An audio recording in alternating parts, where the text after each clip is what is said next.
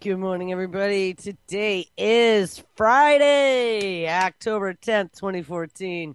And this is For the First Cup with Jules. Sorry, and Lady Pimple here on UCY TV. Good morning, ladies. Hey, Good morning. Hey, good morning. how are you? I'm okay. I'm Good. stuffy. Uh-oh. Allergies or a cold. Yeah, I don't know. I think it's allergies, actually. Everything is dying right now. And that yellow... Yeah, me included. That yellow stuff is everywhere. What the hell's it called? I'm so allergic I hate to it. that It's stuff. called Ebola. No, yeah, Ebola. It's called oh damn, I can't think about it right now. Shit. Pollen. It's like a yellow powder, huh? Yeah, it's powdery stuff. Treat. All the pollen comes off of it, Yeah. and Oh boy. it makes me sneeze. I mean, even the cats are sneezing, so I know it's Oh, not just me. jeez. The cats too, huh? Yeah, it's pretty nasty right now. This time of year, though, I mean, even back 10 years ago, it's not. I'm not anywhere near as bad as I was way back when. I used to walk around with a box of tissues in my hand this time of year. So, anyway, speaking of Ebola, did you see they hauled some guy off a plane after he Yes. sneezed and said he had Ebola? Yes, he was joking around. Oh my God. Yeah, police state is here, people. I was Yeah. thinking about this. You know, we're going to look at Carrie. We didn't look at that Carrie clip yesterday, but I was mentioning after the Dallas guy died, Carrie came out and had a press conference like minutes later, and he had these pie charts and was showing how for donations for fighting the global fight against Ebola, you know, all these other countries hadn't contributed, and we need everyone to add money to the coffer. And I saw something then yesterday evening that had talked about the IMF and the World Bank saying that it was going to cost us some insane dollar amount to fight Ebola. I mean, they put this massive price tag on it, and I was like, you know, on top of this whole ISIS thing now, that of course they're like whack-a-moles popping up every place. You know, the last country I saw that we got on board was now Australia, right? They had, an ISIS alert in Australia. Oh, now we got to start bombing. We got to And join also the coalition.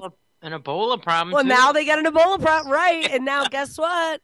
This morning, doesn't the UK get their own Ebola problem? Uh-oh. Yeah. I was like, how convenient is that?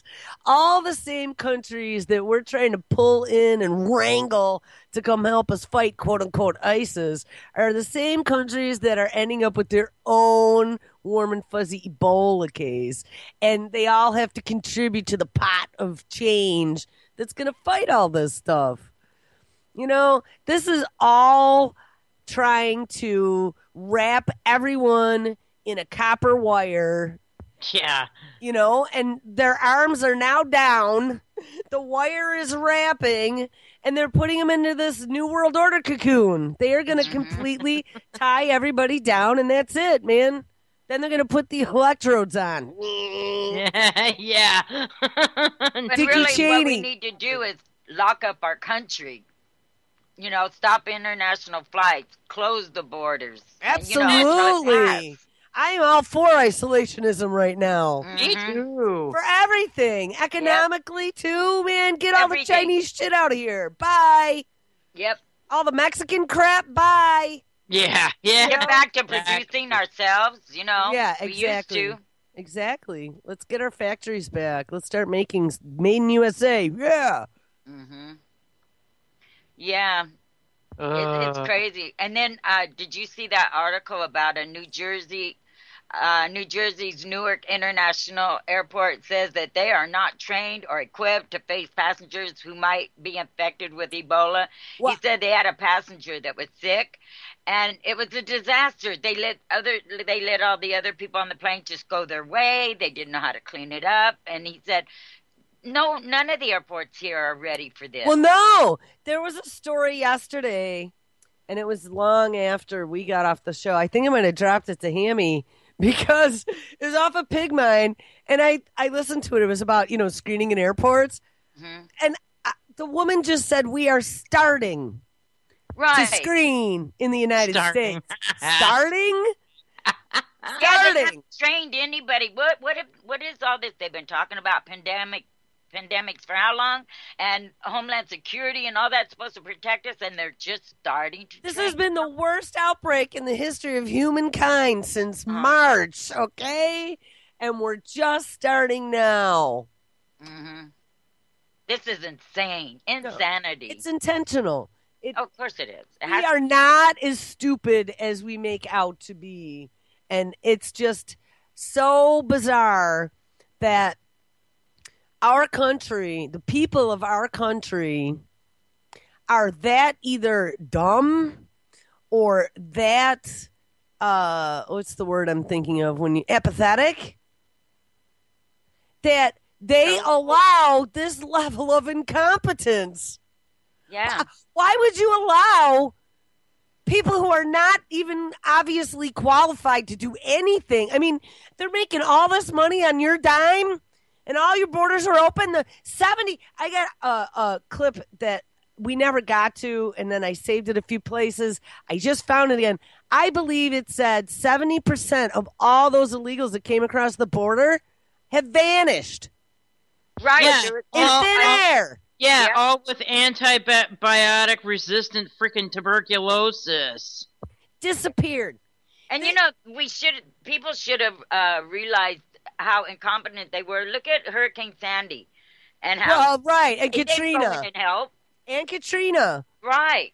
And I mean, that was what really kind of started FEMA, wasn't it? And Homeland Yep, Security Katrina. was Katrina because there was such poor response times.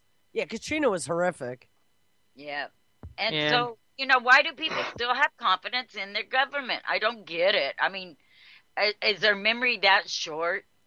What I don't get is how they can come off with all this military technology where I see that they got, laser guided bullets and mind controlled airplanes, just about. Yeah. They got these transformer UAVs that can go from a plane to a helicopter to a ship to a tank or whatever.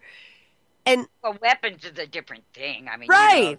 yeah. Well, I mean, they got all this technology and they got all this surveillance technology where they can scrape every living thing you've ever done online. But you can keep our airports safe. Yeah, exactly. It's a big freaking. You got TSA in there. You're paying all these clowns money, and these guys can't even get out of their own way. Total ass clowns. I mean, is the job, is the requirement to be working for the federal government to be as stupid as fucking possible? Because honestly, that's what it's looking like to me. Is that the Requisite. requirement? That is the prerequisite. Yeah.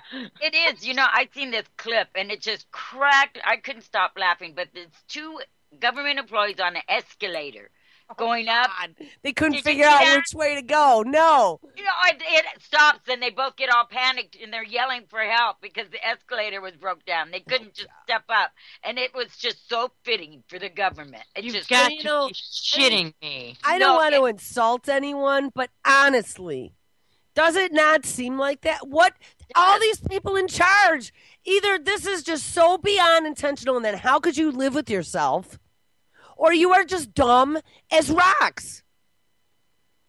it's They dumb can't as be rock. that dumb. No, they can't be. They cannot be that dumb. Well, you would think. You got But- a law degree from Cambridge or whatever. You can't be that dumb, even if Daddy paid for it. Well, yeah, that's you would think. I don't know. I've heard some pretty stupid things come out of some pretty smart people's mouths, It's true. It's true. or they're just bought and paid for, and they're reading their script. And taking their antidepressants. Mhm. Yeah. Oh my god, dude, where is that video of that escalator scene? Oh, I'll get it for you. But I mean, Oh my I laughed God, and I just laughed. I could not nuts. stop laughing. I showed everybody because it's so damn funny. I'll That's get it for you. apropos, though, for what we're talking about. Yeah, it is perfect. All right. Yeah. I want to play that Carrie clip. I got to pull myself in. With Carrie telling us we all need to step it up for the Ebola effort. Oh, Put God. money in the coffer. It's like the old church where they passed around the tithe bin. Yeah, exactly. You know, and if you didn't have money to put in, you really felt guilty. But they always expect you to put something in there. Right. Absolutely.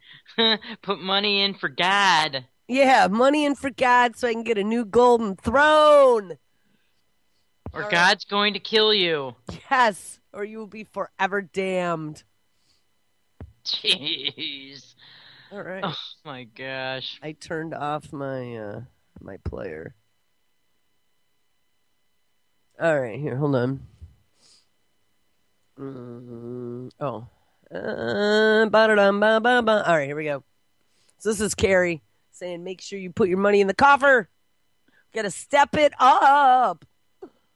I'm here this morning to make an urgent plea to countries in the world to step up even further.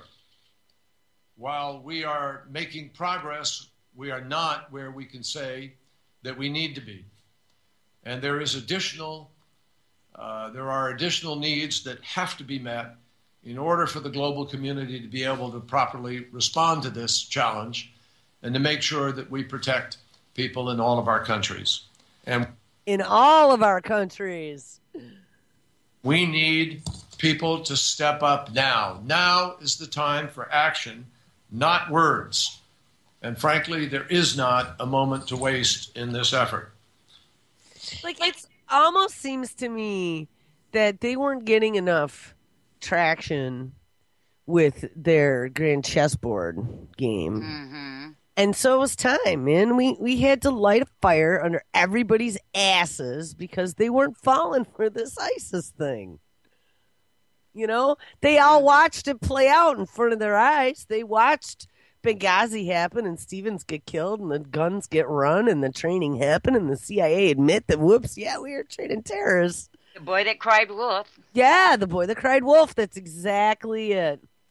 And so they said, well, guess what? It's time now for phase 2. And so here this Ebola thing is going off now.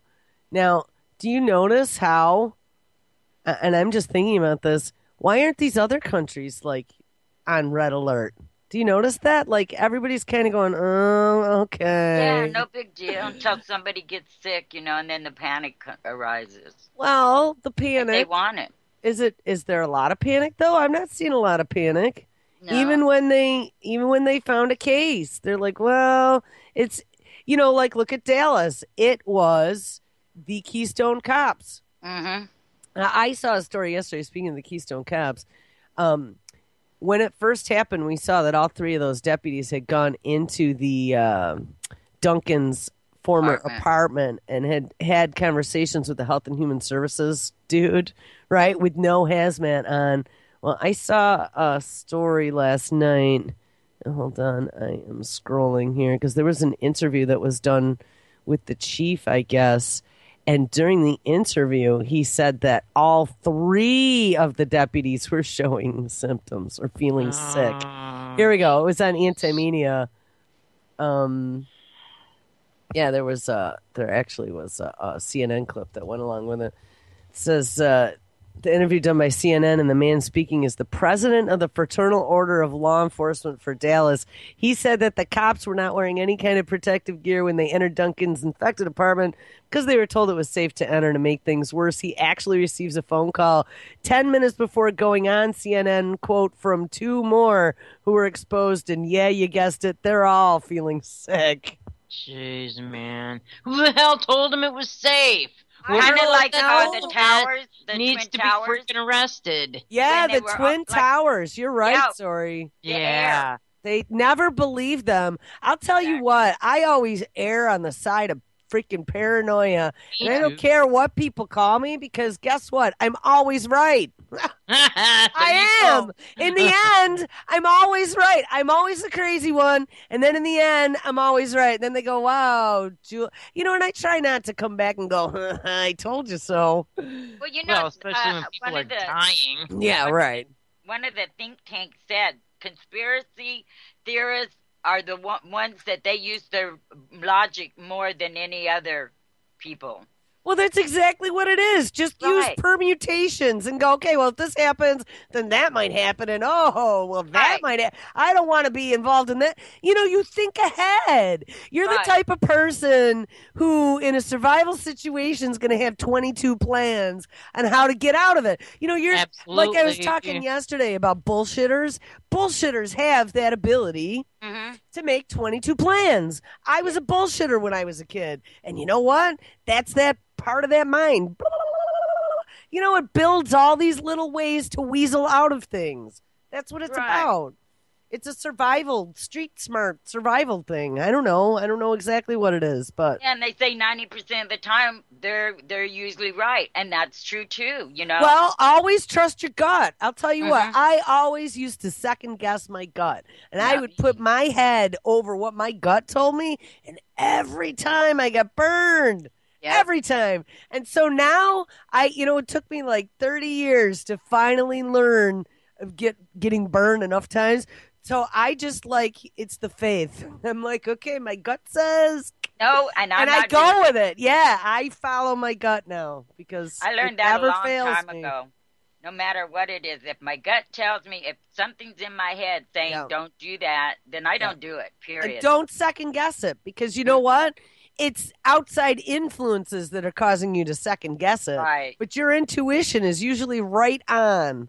And there's some reason, even in your subconscious, there's all these things that you've learned and that you've seen that maybe you haven't necessarily processed, but they're there and they're working. So it could be even your subconscious that's going, hey, don't you remember? Right. Maybe you don't remember, but you saw something that, maybe Yeah. you How shouldn't many go times there. do you hear somebody say, well, I had a feeling, but I went ahead and did it anyway? Right. Yeah, and then he was I an axe just gonna murderer. Say that Right. everything that's ever Yeah. happened really, really bad, I've ignored my instincts and my Yeah. gut Uh-huh. feelings. Yeah, don't Yep. do it. You pay attention because they are always right. At least for me, they're always right. But Yeah. it's like animals. Animals have that sixth sense of danger, and I think we have it too. We just are conditioned and groomed not to be able to pay attention to those types of things because we're distracted by all the other crap that's going on. Well, social Exactly. pressure. Well, social pressure as well. But Distraction. I mean, we're worried about getting the newest. Version of Ebola. Right. Right? Right. Or, the football game's on. Yeah, well, that's another little headline. I guess they're freaked out in Dallas about the college football game. Yeah, well, they should be freaked out at all the Should be. freaking football games all across the U.S. That's right. They got TSA there now. I know the Buffalo Bills do. You can't even take a purse into the stadium anymore. I saw in the news. I don't go, but You're kidding me. no, you got to put it all into a clear plastic bag. Wow. Oh my God. Carry in your clear plastic bag purse. How's that for you? Yeah, all those alcoholics out there, man, can't sneak their Well, they stuff. got beer in there. You can buy it. But here's Oh, the I know. thing. You really want to go into a stadium with 80,000 people? I know I No. don't. Not at this point in time. Hello, no. No. That's too many people all in one pop they could get rid of. I'm not playing that. I saw another story too, and this is the first I've heard of this. So I'm going to err on the side of caution, but I'm at least going to bring this to you because the publication that put this out, I've been following them for almost the last 3 or 4 years, and these guys have always been right on the money, and that's the Extinction Protocol, theextinctionprotocol.wordpress.com. I don't even know who does this site, but they're pretty good. I mean, it's all crazy news like what we follow. But this headline caught my attention.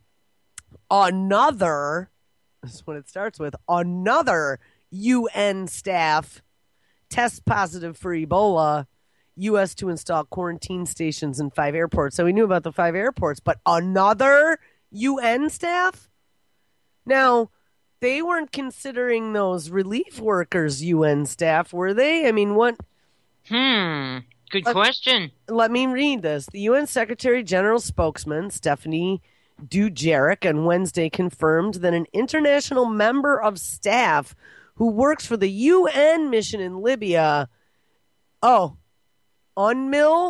Like UNMIL? Yeah, is that a UN mission in Libya? That sounds like, oh, how nice is that acronym? UNMIL, UN mission in Libya. Ew. But it sounds like UNMIL, like military. Oh, it does. Yeah, Ooh. like we have AFRICOM and Nice. UNMIL. On. Um, that confirms on Wednesday that an international member of staff who works for the UN mission in Libya tested positive for Ebola, EVD, they're calling it, the Ebola virus disease. Mr. Dujarric confirmed, oh, he must be Stefan, not Stephanie. I called him Stephanie. Whoops. That's the European way. Stefan. Mr. Dujarric confirmed during a briefing for UN correspondents on Wednesday in New York. He said, quote, "This is the second case of Ebola in the mission. An earlier probable case resulted in the death of a staff member on September 25th. See, I didn't hear about that one. Did you? A UN staff member died of Ebola? Oh, I didn't hear that. I didn't hear anything about it either. Mm-hmm. The mission has, therefore, taken all the necessary measures to prevent possible further transmission within or outside the mission in line with the World Health Organization protocols. The UNMIL medical team has conducted immediate and robust contact tracing to ensure that all people that came into contact with a staff member, if they were symptomatic, are assessed and such staff quarantined. All UNMIL staff considered at risk have been isolated. So there are people now isolated at the UN mission? Man, there's been no news on this at all. No. Too bad they didn't go to a freaking, meeting. Yeah, to the UN meeting. Yeah. They've all been isolated and ambulances and other locations decontaminated. The news agency of Nigeria reports that the head of UNMIL, Karen Langren, has announced early on Wednesday that an international staff member tested positive for Ebola, who said that the total number of cases in the current Ebola in West Africa stood at 7,178, with 3,338 reported total deaths. Liberia alone recorded 2,210 deaths from Ebola as of October 4th.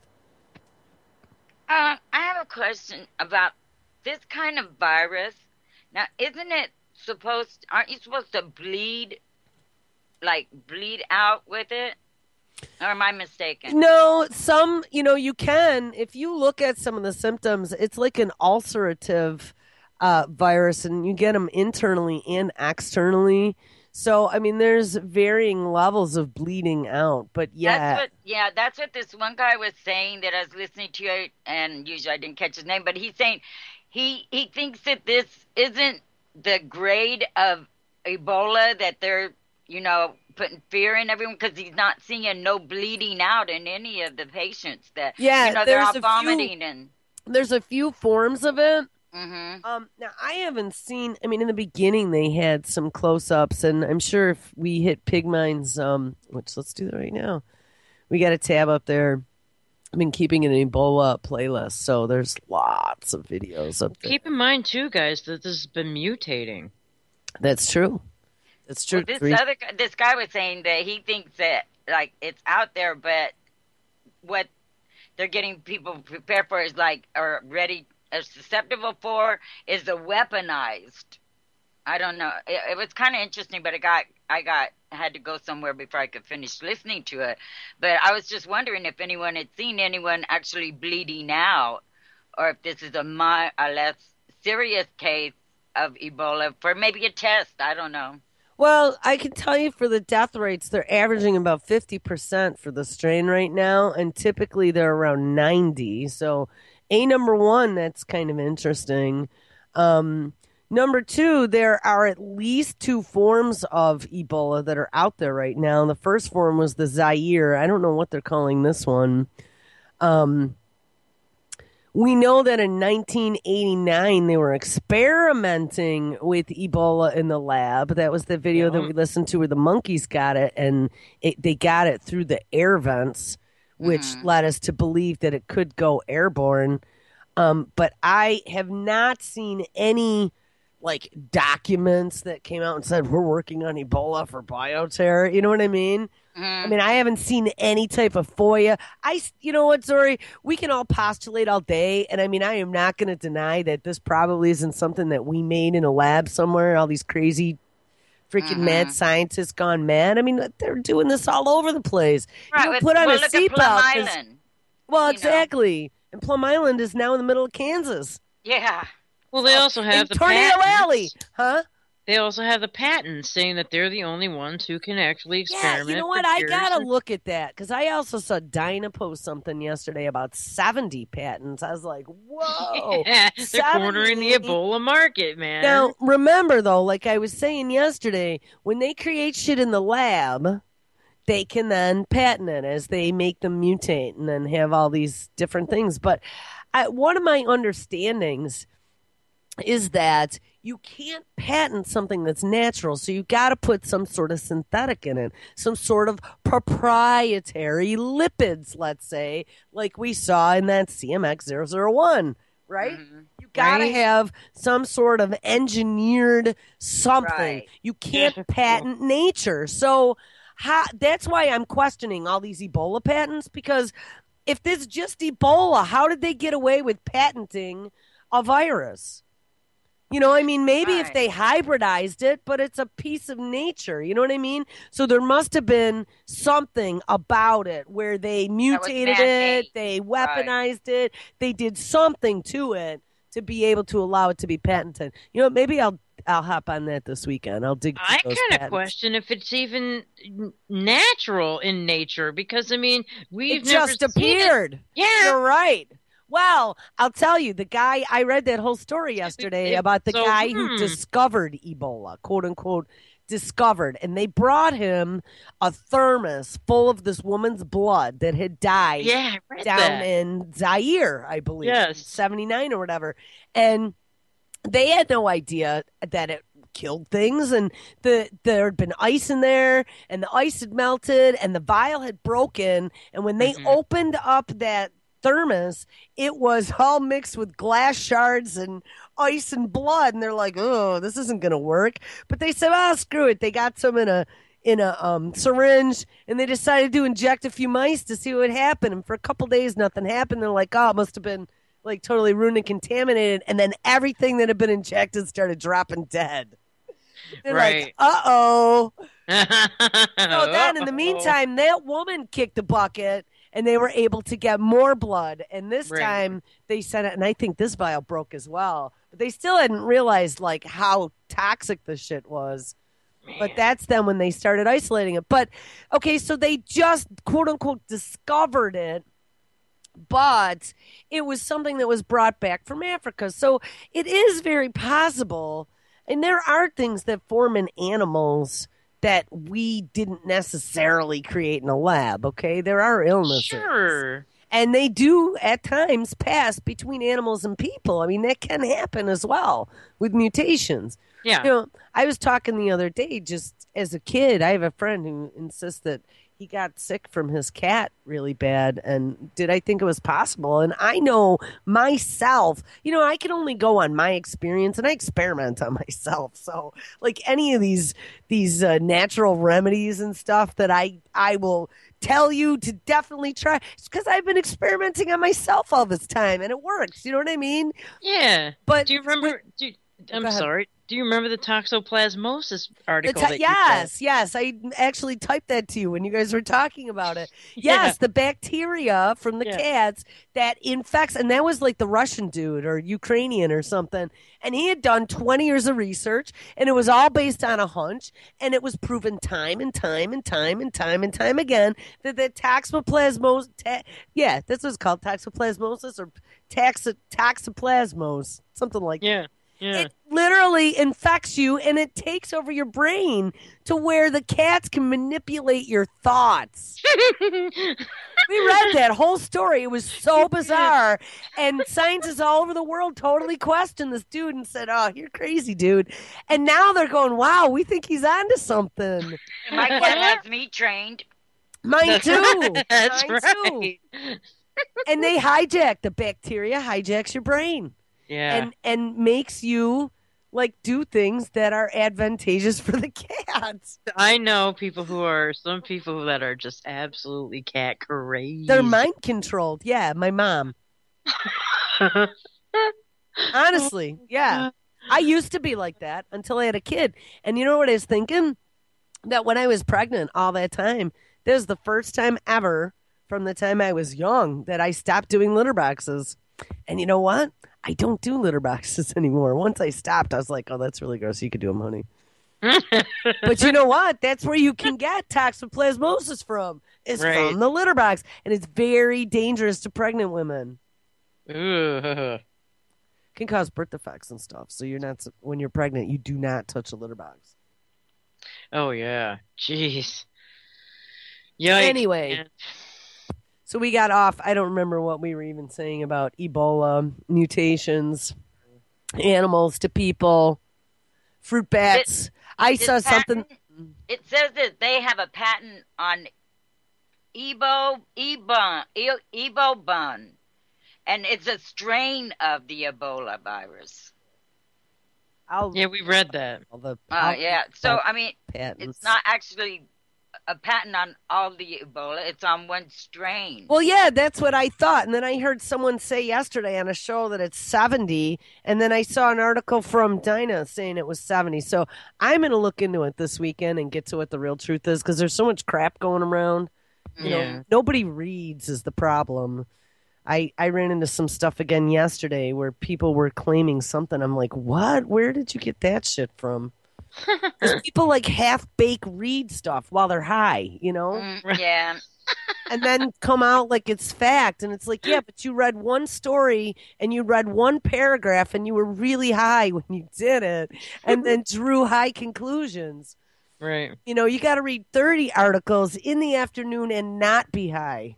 Exactly. And later, when you are high, go back and pick out the best ones for highlights.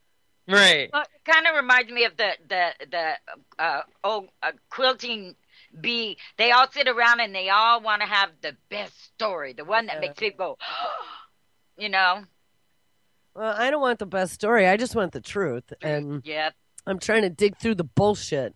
And there's just, you know, I mean, like when Sandy Hook happened, how many stories were there? And, oh, it was a conspiracy. Oh, no, it wasn't. Oh, well, he was on this. No. And you know what? Most of it was all hearsay. Mm-hmm. And honestly, that's what damages our movement more than anything, guys, is all these people shooting their mouths off without ever doing concrete research and getting something from a trustable news source in hand that you can point to and go, look, here's the numbers. You know what I mean? I like to have the numbers. And, you know, color me an engineer, but you can't sit there, lick your thumb, and kind of hold it that's the artistic side. The engineering side doesn't work that way. You got to be right on the money. Otherwise, you end up with a crooked house. Or a crooked network. True. That's true. Oh my God, there's so many Pigmine videos today. Of course, I was out all night, and it looks like I'm going to be way behind.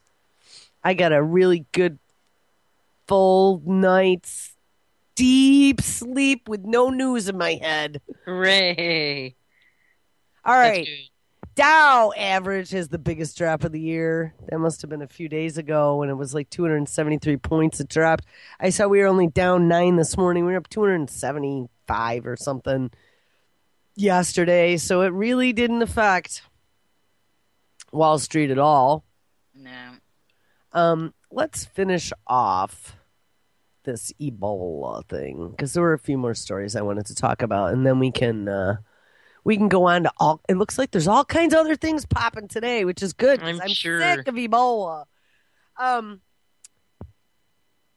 This was off of Yahoo News from yesterday. I don't know if you read about this, but I think it was American Airlines, or was it just all of them? Oh wait, this is playing.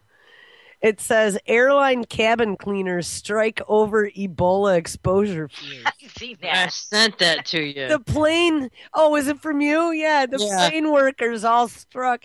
Nearly 200 airline cabin cleaners walked off the job at a New York City airport overnight.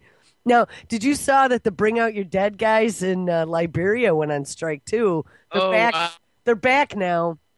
I posted. I'll have to find that. I posted that one yesterday too.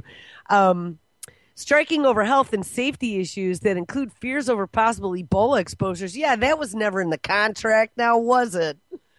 Right. You know, and I'm sure they weren't sending them in there with hazmat gear on. I mean, why is it their responsibility?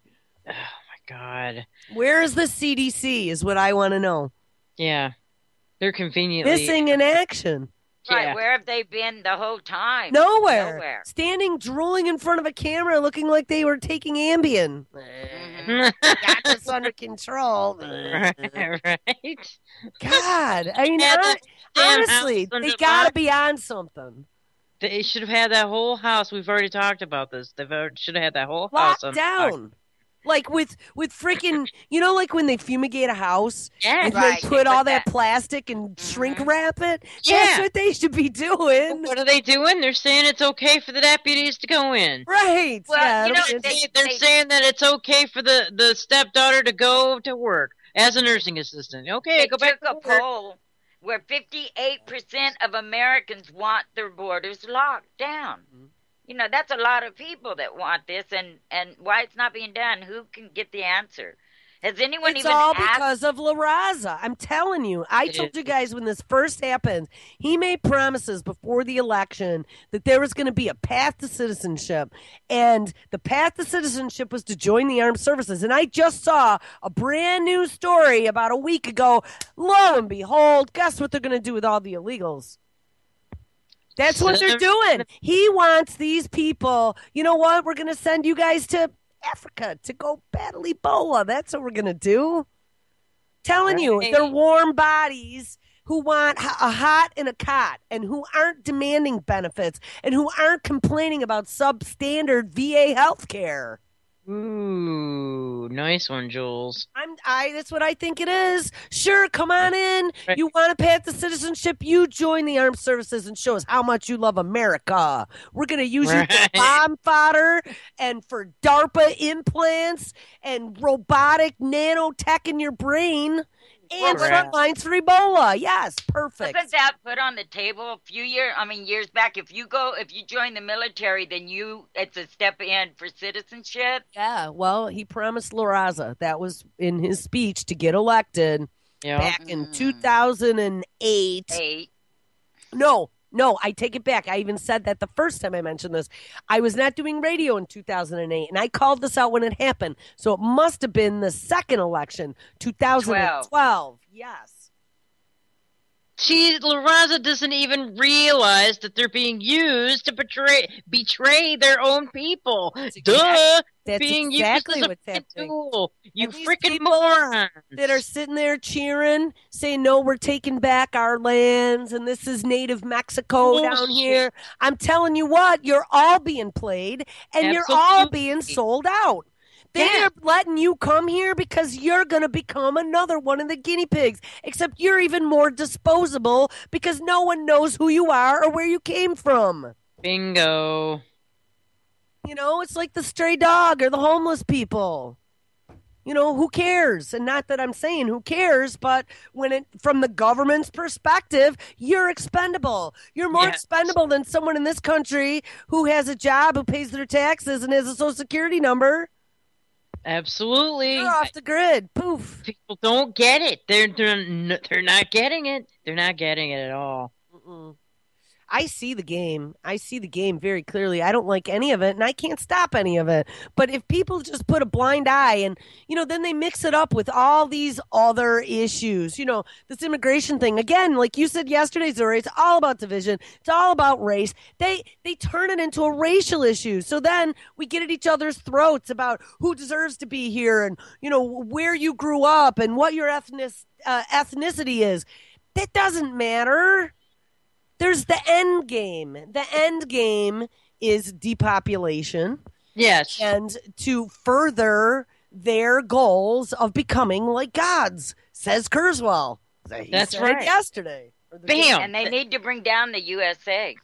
Well, and that's what's happening right now. Get the gangs in here, get all the people from South America and Mexico. And, it's very possible that they could have all, and, again, no offense, but healthcare is definitely, and I don't know if I'd even say this now. I was going to say healthcare is definitely more substandard than it is here, but I think they're both tanking at the same time now. But and it's very possible that they could have all kinds of diseases that we've eradicated or that we don't see too often here. And as they let them go, I mean, it's going to give them exactly what they want: more rampant disease, more That's fear, right. more forced crackdowns for whatever. Be afraid now to congregate. Think about Right. that. And they're totally putting the fear in right now. Yep. I mean, I was And watching no jobs. local. Yeah, That's I was another one. watching. I was watching local news here last night, and this freaking fool idiot that I can't stand, token black dude from Detroit, was saying that Ebola, the whole thing, was like a racist issue. Well, He was I'm going to tell you, I've heard that a pulling couple race times. into it. Well, I've heard that a couple times, and I'm going to tell you that though I've seen no evidence of it, and I've had even a few of my friends tell me that, but I've read a few stories about it. Though there is no evidence of it, it's very possible, if you've done some deep research into genetic engineering, and they absolutely can do it 100%. I was looking at Ashkenazi Jews. They already have like genetic testing, like I talked about for pregnancy and stuff. I don't know who I was talking to, but they have these new genetic tests where they can isolate from, an ethnic group, let's say, Yeah. and target them. So, Yes, they have very specific making bioweapons. right, exactly, bioweapons, and making the stuff is as easy as .NET programming now. Click, click, click, click, click. It's all on a computer screen. So if you found something, let's say, some genetic marker, and hey, with all the AIDS testing they've done in Africa, they probably have samples of all the country's blood, and they Sure. probably have isolated, what groups have what genes. They absolutely could make targeted bioterror viruses. Absolutely. And no, you're so I'm going to say they already that, have been. Well, right. And I'm going to say that though I have seen no evidence for this targeting a certain ethnic group, it's not beyond the realm of possibility. Right. Oh, I That jury's totally still know out that. in my book. I'm Right. waiting to see. I want to see those first doctors who got it were white. But again, I've seen no proof. I have not seen them after they got the secret serum. I've seen nothing about them since then. You know what I mean? Right. And then And this that could've- guy Right. was talking like the guy in Dallas was poor and black, and that's why they didn't save him, but then they did save the doctors. You know what I mean? Yeah, and I saw that too. But, Dinah from South Africa, she actually put out a story very similar to that as well.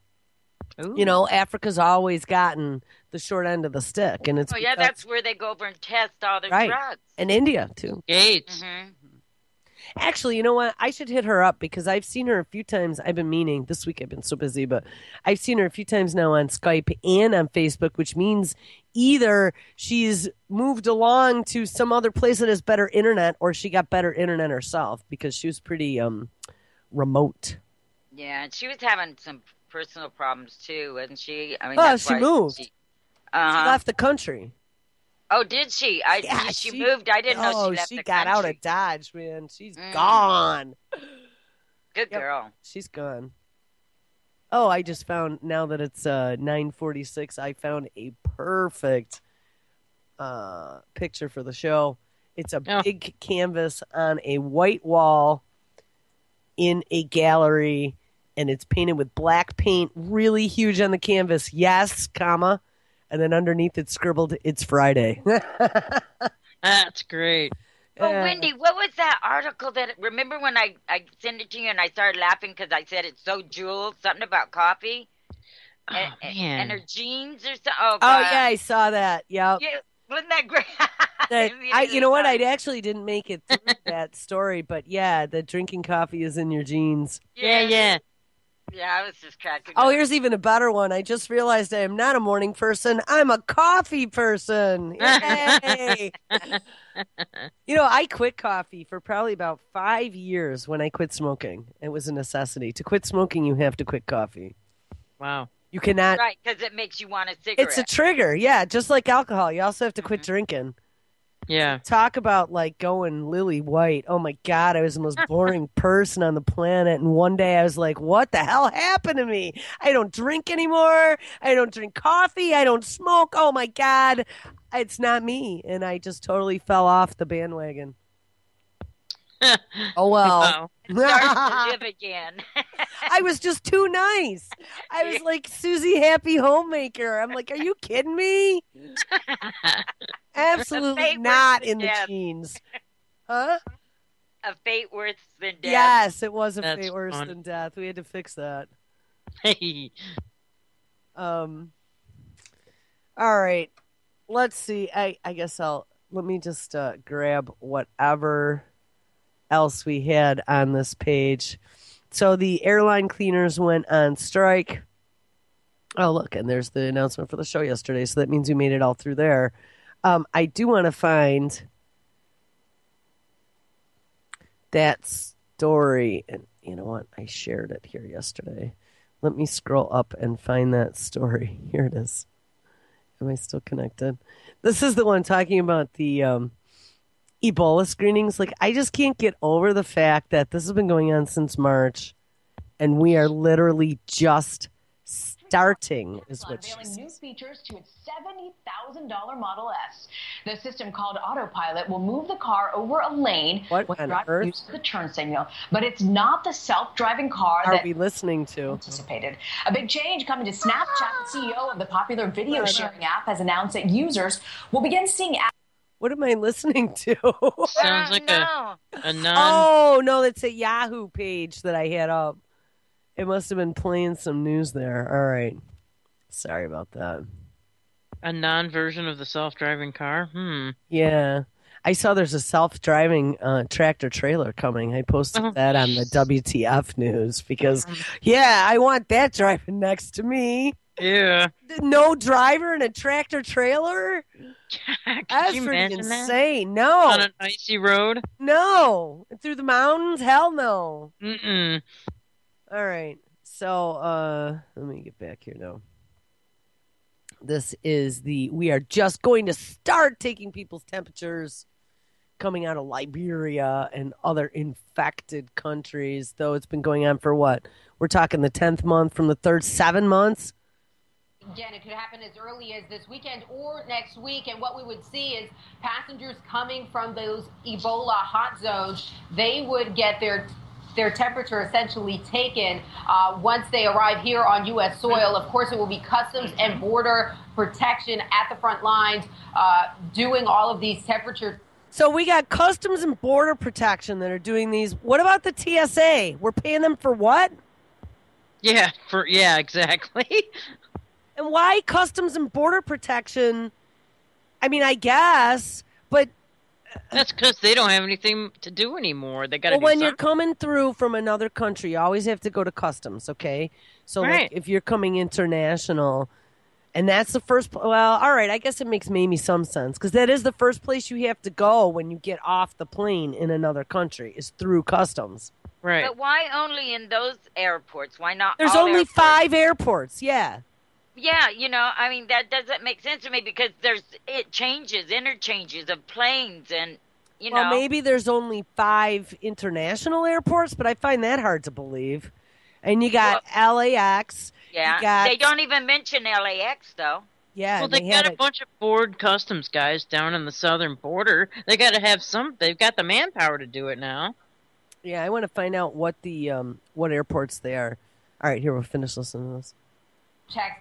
We don't know exactly what kind of equipment that's going to be used, but there are thermometers similar to this one, a laser thermometer in which they would be able to tell what a passenger's temperature is without even touching the person, perhaps we could see something like this being used once passengers arrive from those countries here in the United States. What I can tell you is that those changes, as you just stated, haven't happened yet. What's happening right now as we speak at airports like Dulles, where that Ebola patient first landed in the United States, is that CBP officers, customs officers, are essentially looking at people, looking to see if they look like they're sick. But these new measures are a lot more aggressive. They are now using thermometers, most likely.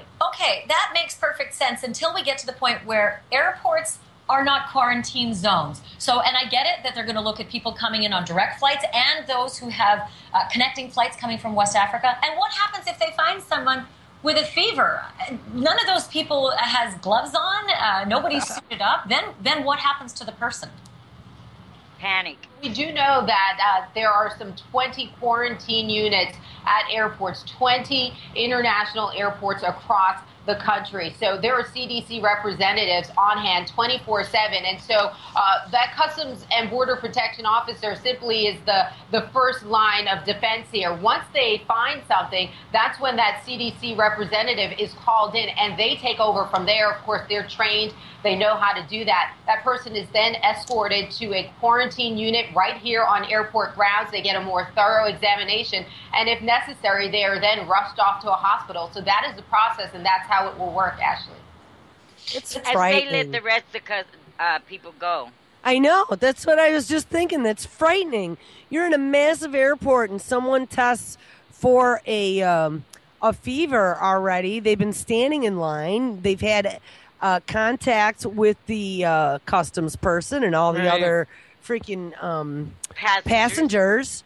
And then what? You know, I had seen a report yesterday of someone talking about when they had the SARS or whichever it was, bird flu in China, and they had flown over to China. It was maybe a reporter that was interviewed or something yesterday saying that they got on the plane in hazmat suits and took everyone's temperature. You weren't even allowed off the plane in the country. And what if you haven't? What if it's just an incubation? It's in your first 21 days. You're not going to have a fever yet. Well, and what if they're not correct about how it's transmissible? Well, the agents are going to be putting their hands on people. So what are they going to do? Are they going to instantly isolate those It said that they don't agents? put their hands on them. They're using a They do laser it with a thermometer. laser. Oh, a laser thermometer. Okay. But still, you're going to be talking to someone. You know what? When you talk, you still have That's right. minuscule air and moisture. saliva spit particles that fly. That's right. And No. if you yell at somebody, a lot of times you spit. Well, shouldn't they all be wearing N100 masks and goggles and gloves or something? Yeah, because like what she said, if they do come across one, then what do? They panic because they're not dressed to protect themselves. What you say? Follow me. If they say no, what you're going to grab them? Yeah. You know, it's crazy. All these years of having FEMA, that was their main job, and none of them know what to do. And they we've paid mega bucks to have all these people working who are bumping into walls. Yep. All right, here, we're going to find out what the 5 airports are. That's what I want to do right now.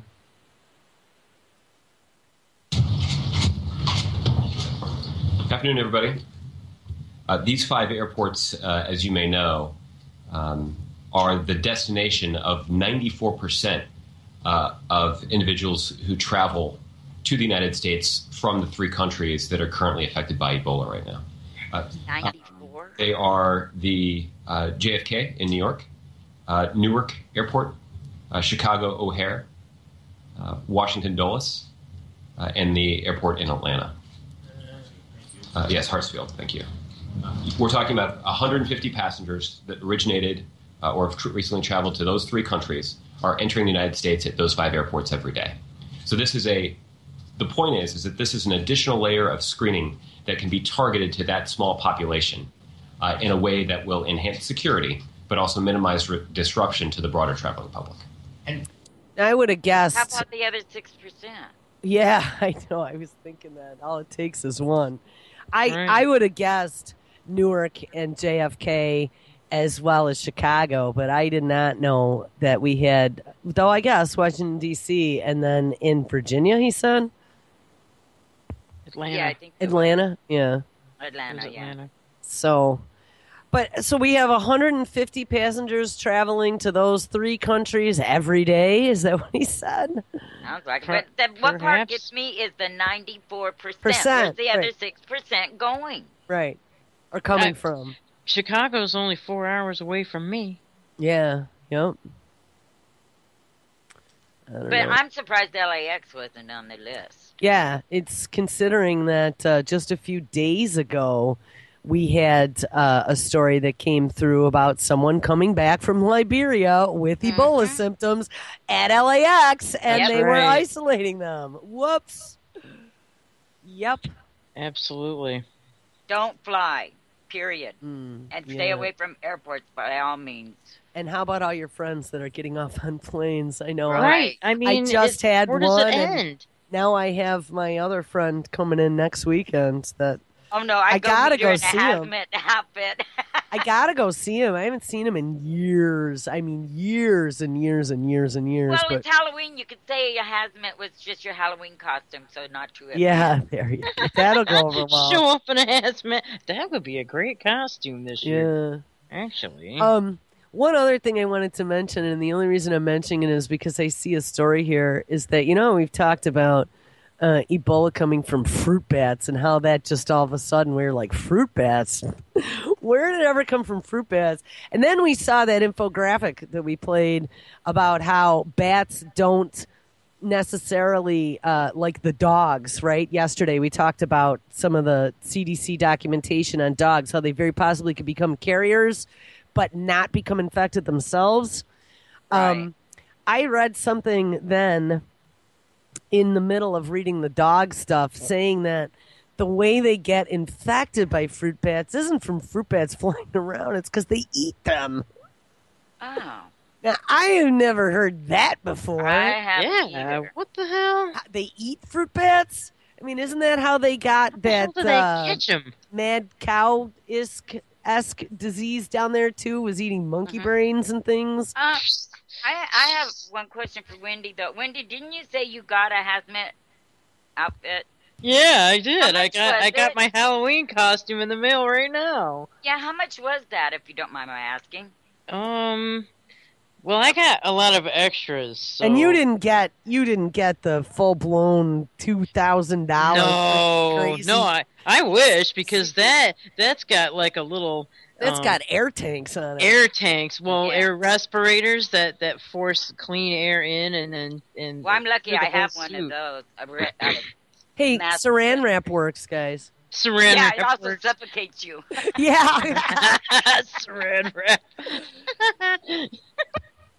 Funny as hell. Yeah, I mean, no, it's just a little Tyvek suit, with the... Oh, the Tyvek suits are great. Yeah, you can get them on Amazon.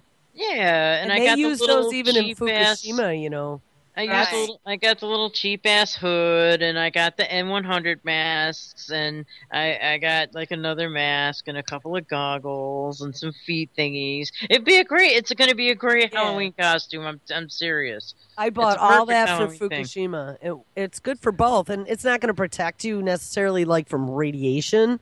No, but especially the one that goes through stuff, gamma, I believe. But it is going to protect you from fallout. Mm-hmm. Right? And it's going to keep, you want to duct tape the wrists, and if you ever were like in real danger, you want to duct tape the wrists and around the ankles. And I got those little booty things. But I think the Tyvek suit, when I got them, they were probably about $5 or $6 on Amazon. And you probably could find them, I mean, I would say under 20, right? Mm-hmm. Sure. Oh, absolutely. Yeah. Absolutely. So when people think they can't afford it, there is, affordable ways to protect yourself. I just wanted to avoid the damn Halloween rush. Yeah. I don't know. I mean, honestly, Zori, if you were going to go into a room full of, like, infectious agents, I don't know if that would be my solution. Well, no, but I mean, but it's better than nothing, right? Yeah. Yeah. You'd think. All right, here. I got a thing I want to play about fruit bats. This is titled The Source of Ebola. Yeah, and there's a little fruit bat here flying next to a bunch of bananas. Fruit bats are fairly common in the forests of West Africa, and villagers in some remote areas eat them. But experts say they can carry Ebola and transmit it to humans. In fact, bats are believed responsible for a host of recent disease outbreaks, including Marburg virus, an outbreak that's underway right now in Uganda, and an earlier one in 1976. MERS, that's the Middle East Respiratory Syndrome, outbreaks in Europe and Africa, the most recent one in 2005. A SARS outbreak on the Arabian Peninsula in 2012 and 2013, and almost annual outbreaks of Nipah virus in Bangladesh. Bats were suspected in MERS and SARS? That isn't what I read. They were suspecting camels in the one. Right. See, it's the memory hole. They can lie. It's bullshit. Yeah, all right, let's listen to the rest. Hey, by the way, my cousin is a jerk or whatever your name is in chat asking me where the radiation is in California. The joke's on you. It's been raining down on you since March of 2011, and I have the documentation to prove it. So, pah! Yeah. Well, to better understand how Dumb question. bats can carry and transmit so many deadly diseases, we turn to Bob McLean via Skype from New Orleans, where he's senior veterinarian with the Audubon Nature Institute. When you add it all up, it's extraordinary. Nipah, Marburg, MERS, SARS, Ebola, and some rabies cases all finding their way to humans through bats. Now, I don't get what this assault on bats is all about all of a sudden. Like, where did this come from? Out of the blue, all of a sudden, all these funky diseases are being blamed on bats. Am I wrong? I guess the monkey exhausted its blame. I guess. With AIDS. Because nobody believes the monkey thing anymore. So now it's bats. Yeah. Tell the truth, I hardly believe anything they come out with anymore. I mean, they're all reading scripts from the government. CIA approves all their stories. That's right. Bats. Well, we don't know exactly what it is about bats.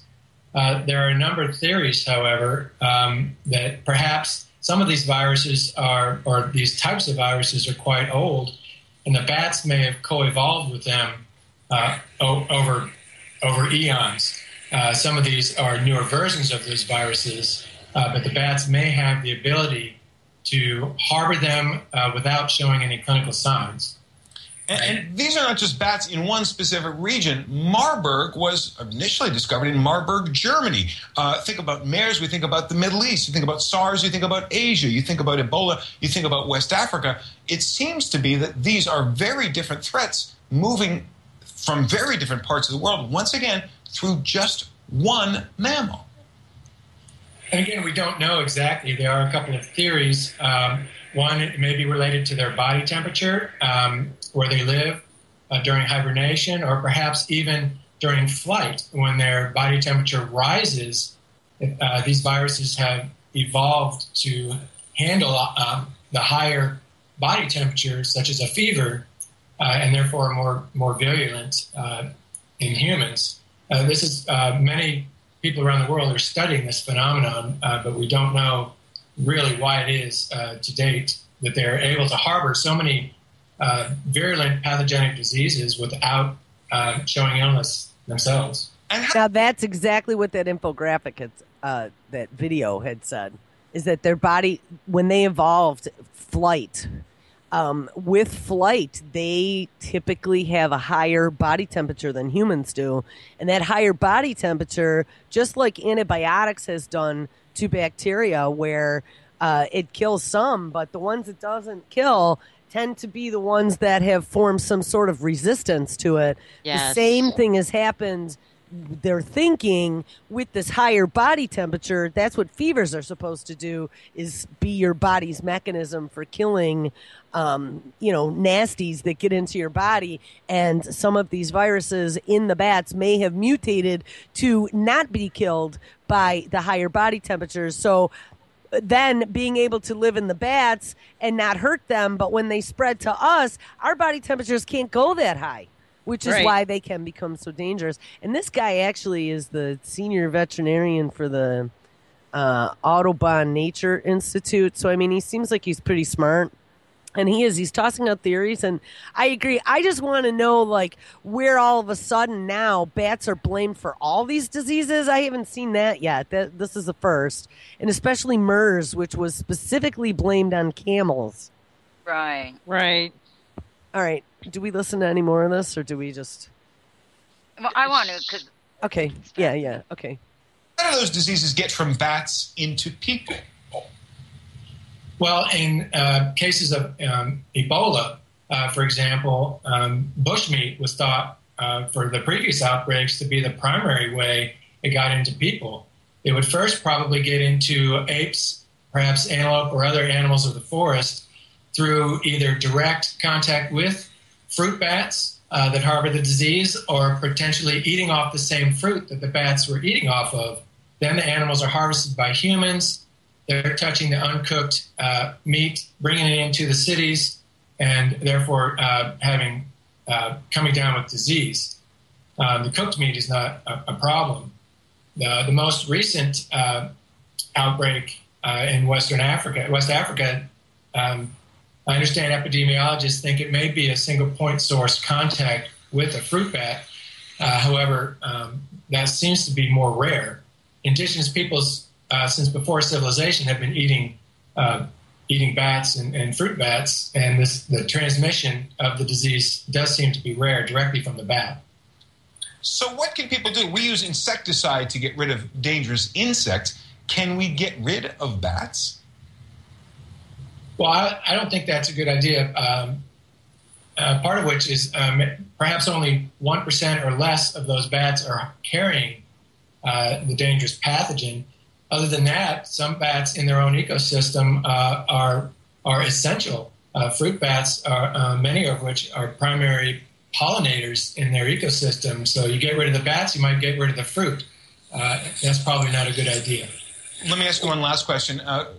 Bats are common all over the world. People are afraid of them for all kinds of reasons. And I hate to think we're going to make them even more afraid. How nervous should people be if they're walking along a dark road or if they're with their families or youngsters, they're swimming, whatever? How scared should we all be of bats, even knowing what we've just heard? You really need direct contact with the bats, and that's very rare to have direct contact between the bats and humans. Certainly with Ebola, I've overheard some concerns about bats in areas where Ebola isn't endemic. You would have to have transmission from an infected human directly to the bat, and I think that is very unlikely. So limiting direct contact with bats is usually a good idea anyway because of the diseases that they do harbor, but direct contact is rare. Bob McLean of the Audubon Nature Institute, thanks so much for talking with us. Thank you. Right, and bats are important to our existence, even. Yeah, they are. You don't want to get rid of them. No, absolutely. hell no. And the fact that they're all dying from that white nose disease, I think, is very disturbing because remember, bats eat bugs, And specifically mosquitoes. Yes. Yep. And so once all the bats are gone, we're going to get overrun by all of these insects that can cause disease and things, Absolutely. So, hopefully they don't go off half-cocked thinking, oh, well, if we get rid of the bats, we'll get rid of Ebola, because that's not the point. And how many people do you know that have come in direct contact with bats? Not them flying overhead or anything, but direct contact. Not yeah, very they don't. Mm-mm. Well, I got a friend of mine whose log home is infested with them, and he can't get rid of them. He's tried and tried and tried and tried. Yeah, they're protected as well. Yeah, Move. Exactly. Move is about the only thing you can do. Oh my God, that's the most beautiful log home I've ever seen. Ugh. Yeah, you got to be careful of those carpenter bees. Yeah. You got to coat it with stuff so they don't dig in there and start eating holes. They've done that to another friend of mine's house. Yeah, we have one street here in Anderson. It's off it's like going up the hill, and it's off to the right, but it's where rattlesnakes travel. Rattlesnakes travel every year. They migrate, and these people that live there, they aren't allowed to kill them. No, you're not allowed to protect it. Right. Mm-hmm. So well, you not move the carpenter bees, but the bats are. But you can hire yourself wildlife, whatever Yeah, they're called, that'll come get them out. You know, my mother worked for an exterminator for many, many years, and people would call her and say, I need you to come send a guy out with a truck to kill my bats. And she said, well, Right. we can't kill your bats. You need a wildlife, whatever they're called, and they come out and they Gotcha. trap them and they get them out. Well, the problem with this is they migrate once a year, so they would have to be out. Most of the people moved. Some people stayed. Some people still live down there, but most of the people just moved because they couldn't catch them all. I mean, this is a big migration that goes. Yeah, through. and you know the thing is, if you get that many, I mean, you're going to have some issues. But on the other hand, you know, they look for little crevices, and so you got to make sure everything is sealed up. And if everything, you know, if you got a little crack or crevice that they can get in up in your attic, you better believe you're going to get bats in your belfry. That's right. Yeah. So, yeah. I don't know what is going on with my computer here. Something whacked out. All right. All right. So I think I'm Ebola'd out today. What about you? Yeah, I am. Yeah. All right. I want to go to the person who's going off about Fukushima radiation in the chat room because, I mean, it's obvious that all the years that we've been dealing with Fukushima from day one, just about, people still haven't been listening. I just gotta roll my eyes. Yeah, because here's the thing. What happened to the plume that they said was coming in April? Well, those were the fearmongers that were saying that the plume is coming in April. You have been getting radiation the whole time. So have we. So has everybody else, okay? Since probably 2 weeks into the incident, the entire United States had it sprinkled on them. We also been getting radiation since, I don't know, the 40s and the 50s and the 60s when they were doing all that open-air testing because I've looked at all the particulate fallout maps. We've all been getting it. I've seen the EPA data from 99 all the way through to 2011, and we've had plutonium in our milk. So, you know, no big surprise there. Where is the big plume in the ocean? Oh, it's coming. Trust me. Oregon has had it all over their beaches for a long time. And have you seen the ocean yet? Have you read any of the stories from the sailors or people that have actually been out from Japan to California? It's dead. And all the way up to Canada through the sound here. The one guy just did a whole documentary of all the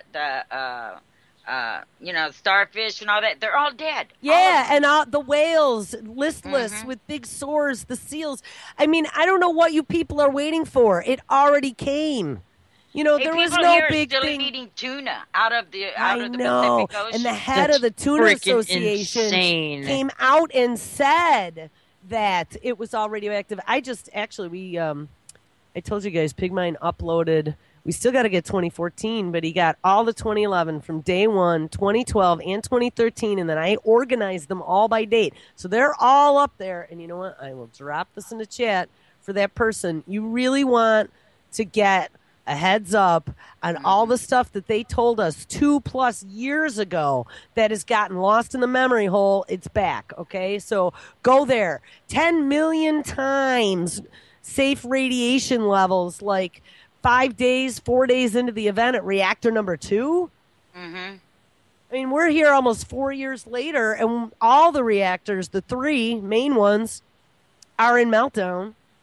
And number 4, they said never was on fire. Oh, look, March 11, 2011, power plant is on fire. Yeah, it burned a long time ago. I remember when it happened. We followed that news daily, and nobody cared because, hey, it's not affecting us.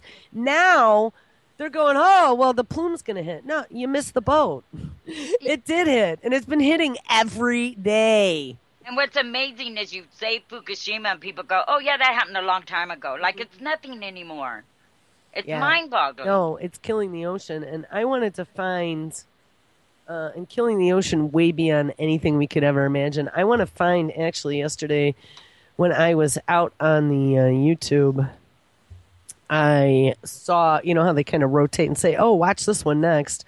There was one up top there about the tuna. And that, again, was like early, I think it was March or April of 20. Oh, there it is. Fukushima's guilty of world's worst sea contamination. This was November of 2011. Oh, boy. Here we go.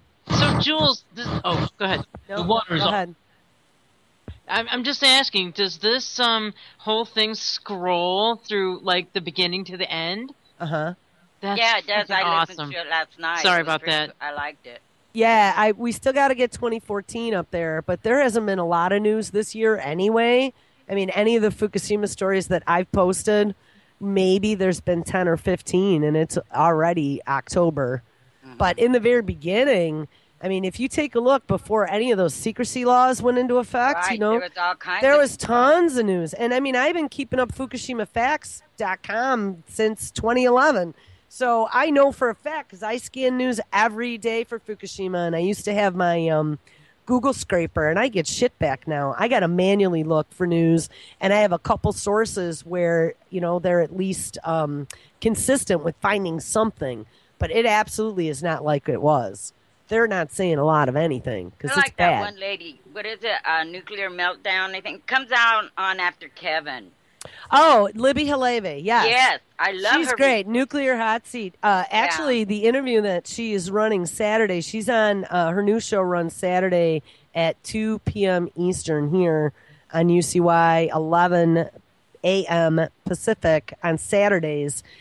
This week it's with Dr. Helen Caldicott. So this should like launch. Helen Caldicott's been on this stuff and proving the damage that Chernobyl did for many, many years. And she's been on this. So she will be the guest on Saturday. And then I rerun Libby on Tuesdays and Thursdays after Kevin, which is after the show on Tuesdays and Thursdays. So yeah, she's really great. Libby, I think, could honestly go mainstream. She's that good.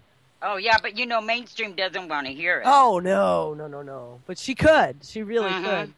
All right. Here, this is the one, Fukushima guilty of world's worst sea contamination. What's interesting is that some of these videos are videos that aren't really available anymore, like Al Jazeera. Al Jazeera does not publish any videos there. Not available in your country, YouTube says, to YouTube anymore. So he's got all these old Al Jazeera vids that came out long before our access got cut off. That's amazing. And that's why I download videos as soon as I catch them if I find them interesting because they're going to be gone before you know it. Mm-hmm. Absolutely. All right, here, I'll play this. The most fertile fishing grounds in all of Japan. And Captain Tadayoshi Tadokuro has fished them for 40 years. In all that time, he never imagined a catastrophe would not only take away his and his crew's livelihood, but would also turn the ocean into a threat. These days, when his men put down their lines, it's to collect samples for the government to test for radioactive cesium. It's really hard for us. We used to fish throughout the year, and everyone enjoyed eating our fresh catch. Now there's no happiness left in our lives.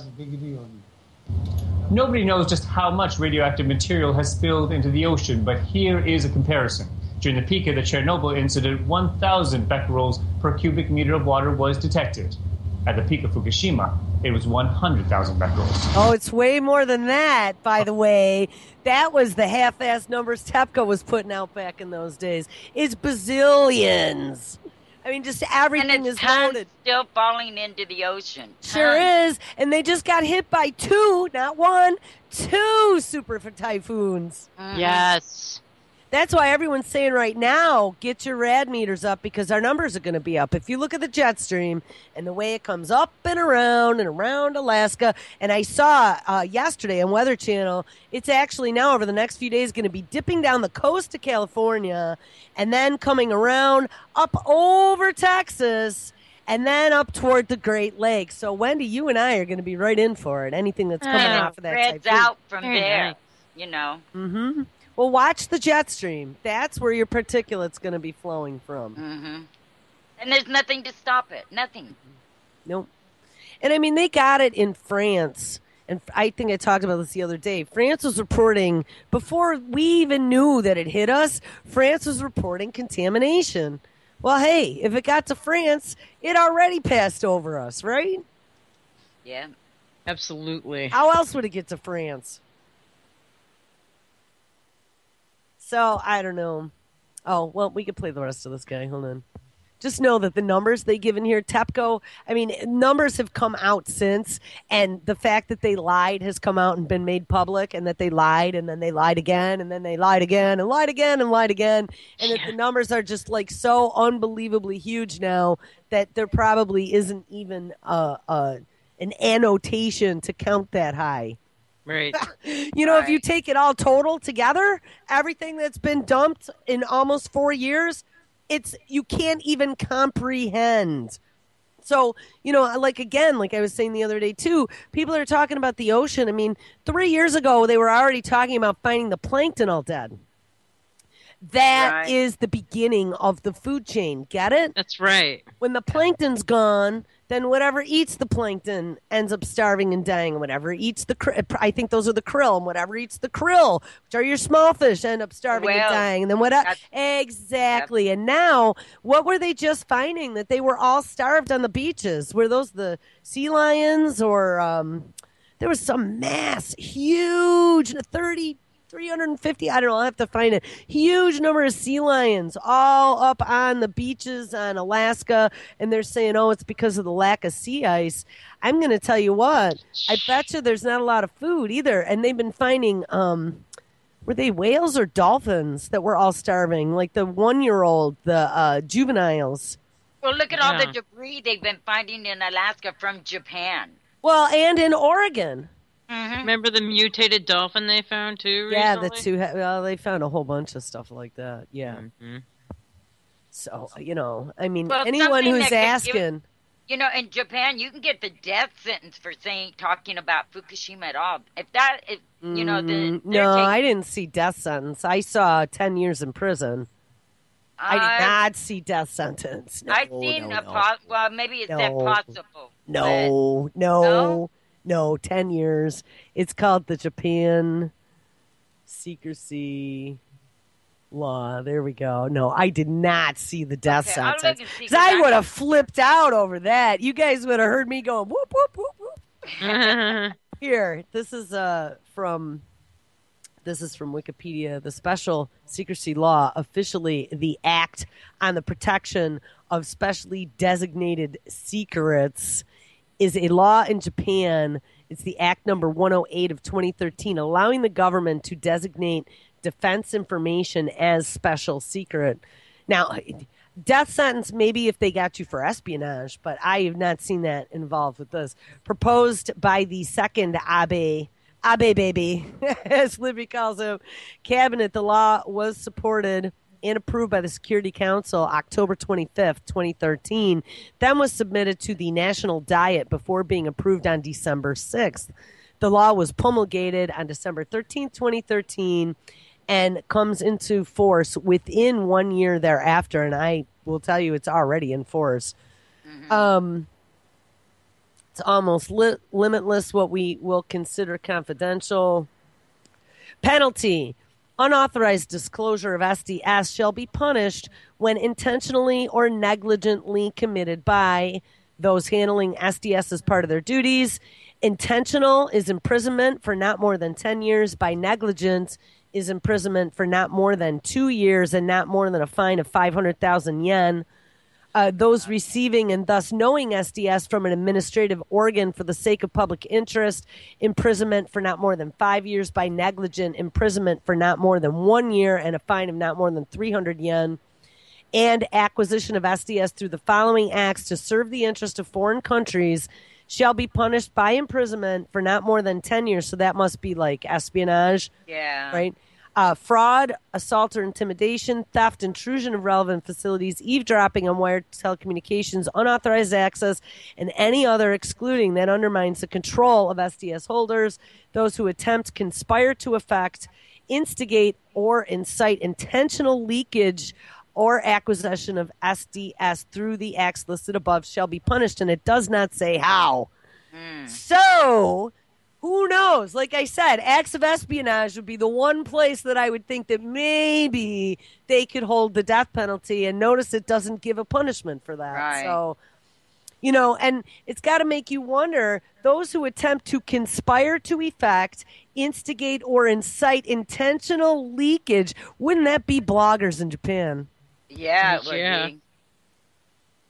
So I don't know. I guess the jury's out. I have not heard death penalty. I think like possible is the word they used, and yet we don't know what the punishment would be for that. Maybe that's what they were talking about. And maybe so somebody was just postulating, going, well, that could mean, because it was espionage. I mean, our country as well can hold the death penalty. Can be killed for espionage. Though they didn't. That last guy that they got for espionage. Whatever happened to him? Notice that was like already a year and a half ago. The reporter who got the information from the whistleblower. Do you remember? Like way, way, way, way back, and everyone's probably totally forgot. But that kind of kicked this all off. In the very beginning, this kicked it all off. All of it. All of what's going on right now. Because you were going against the state. They were saying it was state secrets. It was espionage. Even though we were doing wrong, the fact that you opened your mouth, you were hurting the USA. You were hurting our protection. The interest of where's national that fine security. line between whistleblower and traitor, Well, a traitor's going to be someone who's selling something for profit. And though they were giving it up to like WikiLeaks or whatever, and I'm sure people were profiting from that. On the other hand, something like the NSA spying, I don't know. There's agendas behind all of it. Because, look at Snowden. Everyone was calling Snowden a hero. And, it's great because everything is out in the open now. And it's all the things that we've been saying for 20 years, at least as a technician for 20 years. I saw it gave it credibility, but does anyone give two shits anymore?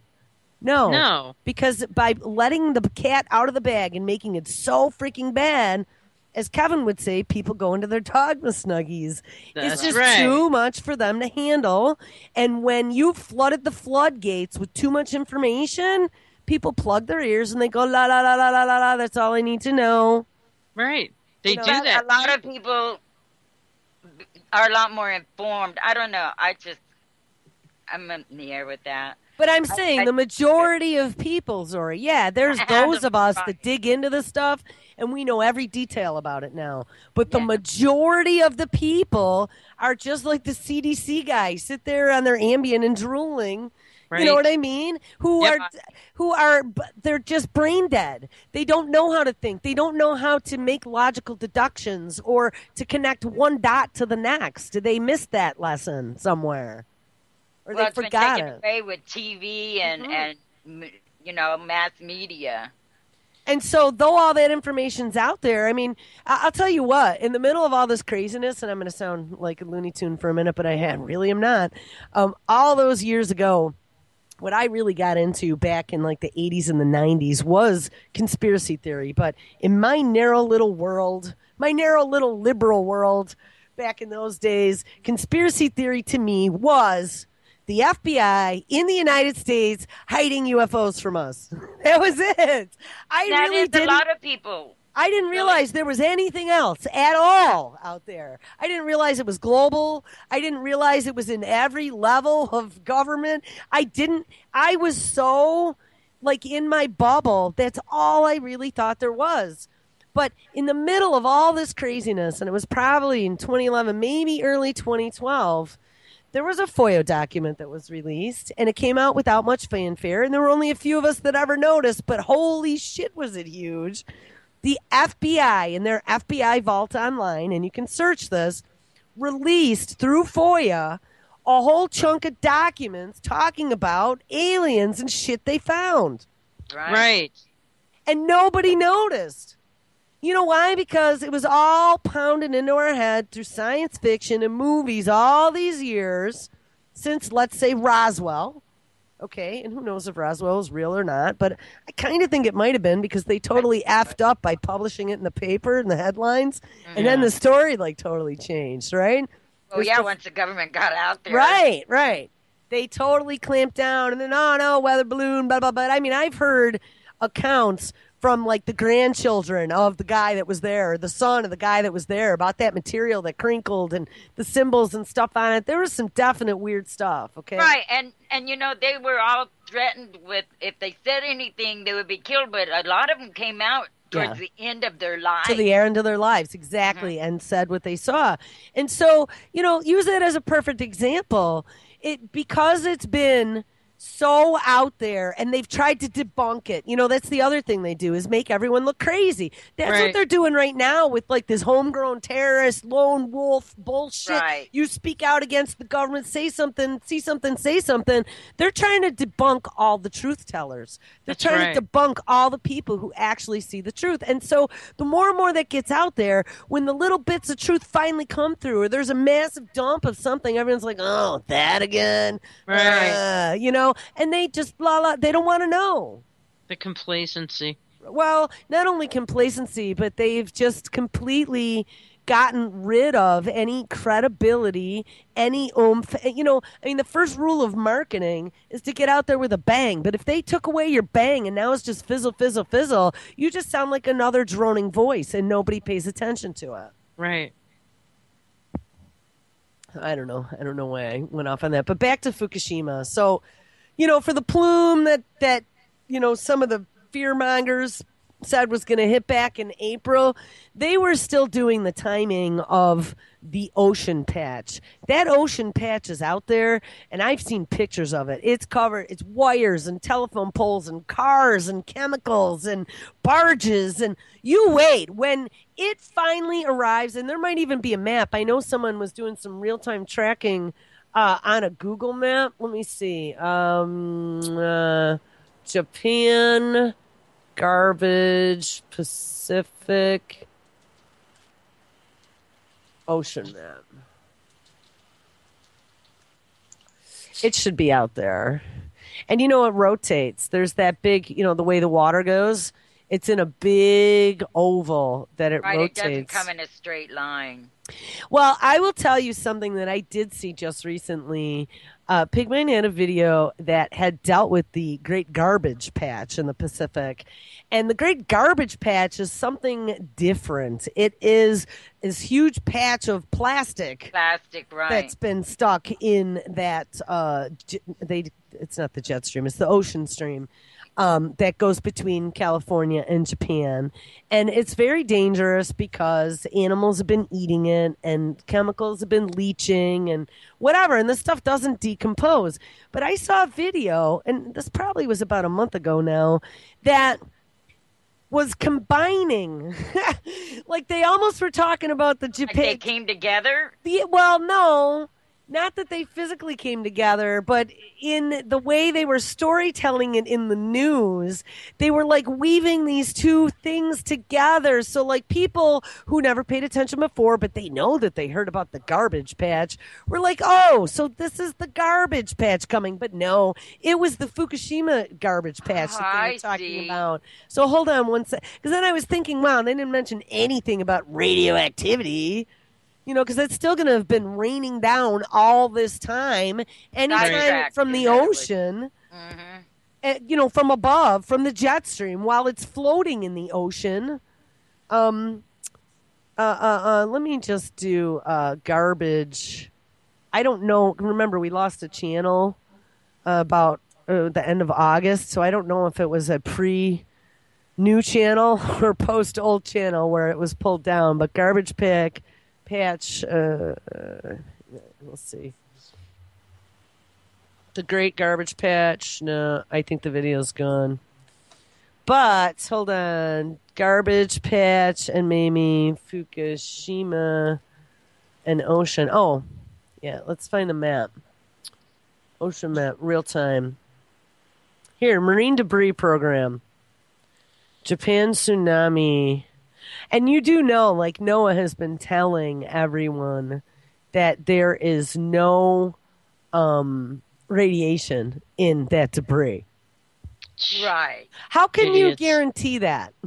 Right. Like, who's been on the garbage patch with meters to guarantee me that there's no radiation on there? That's what I want to know.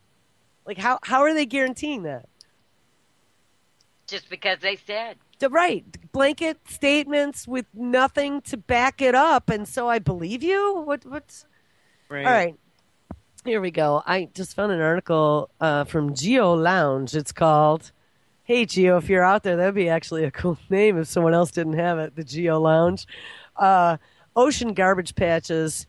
This is from October 5th. Ocean garbage patches are concentrations of marine debris located in the North Pacific Ocean. These garbage patches are comprised of many different kinds of materials, and though they are located in the same region, often change shape and form because of the influence of tides and other climate factors. Many people refer to the Great Pacific Garbage Patch. By the way, that one, the last I heard, was bigger than the state of Texas.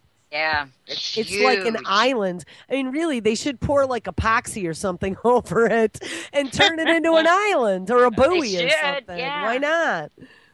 I mean, the ocean's already got enough damage in it. What's a little more garbage gonna, make it into something useful? Right, seal it up so it's not killing off the whales and right. Yeah. Clean it up and then make it a vacation spot. Put like neon trees and stuff on it. Or make it a reef. Or hey, we're losing all the ice for the whale or for the walruses. Why don't we make it a walrus thing?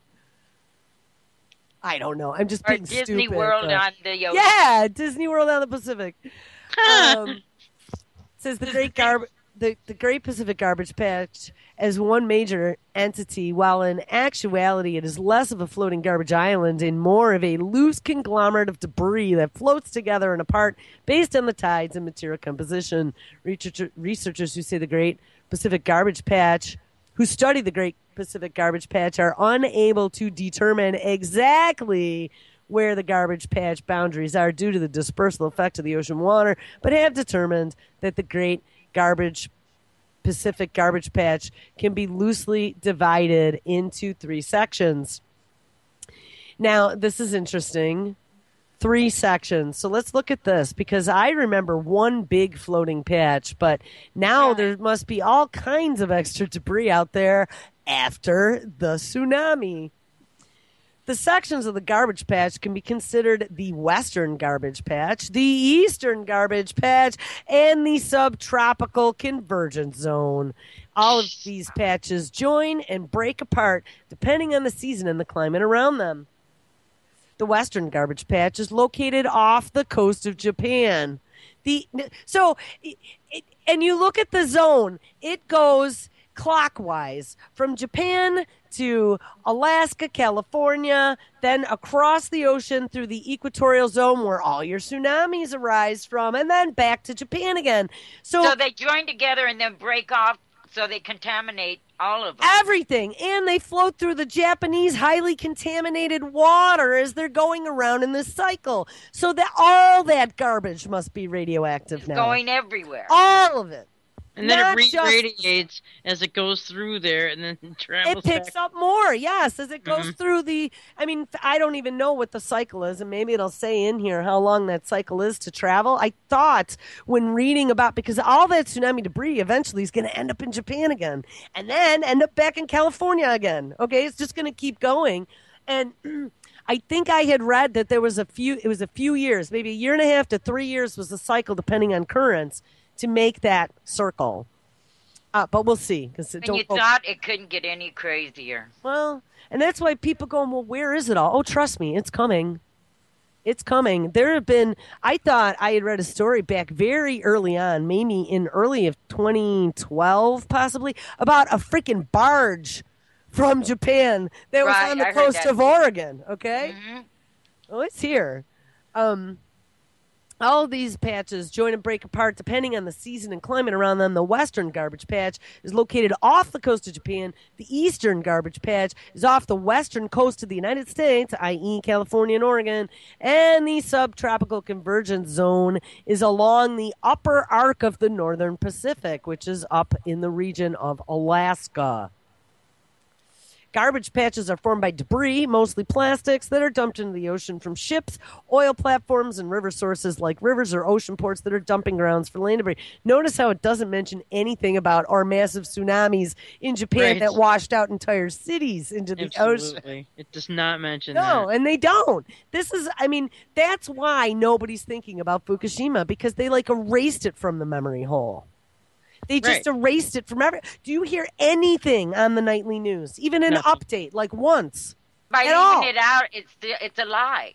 Plain It's out. all a lie, yes. Mhm. I mean, everywhere in here include the Fukushima tsunami debris. Everything they're saying. Included in there, because it's in there, people. Trust me. That guy on the yacht, and I read that story. I'm sure I could dig it up again if I search for it. That guy that has been yachting all those years Right. between Australia That and California. blew my mind. I was in tears by the end of that. Me He too. said he I has still never. think of it. He said the Pacific Ocean is dead. Dead.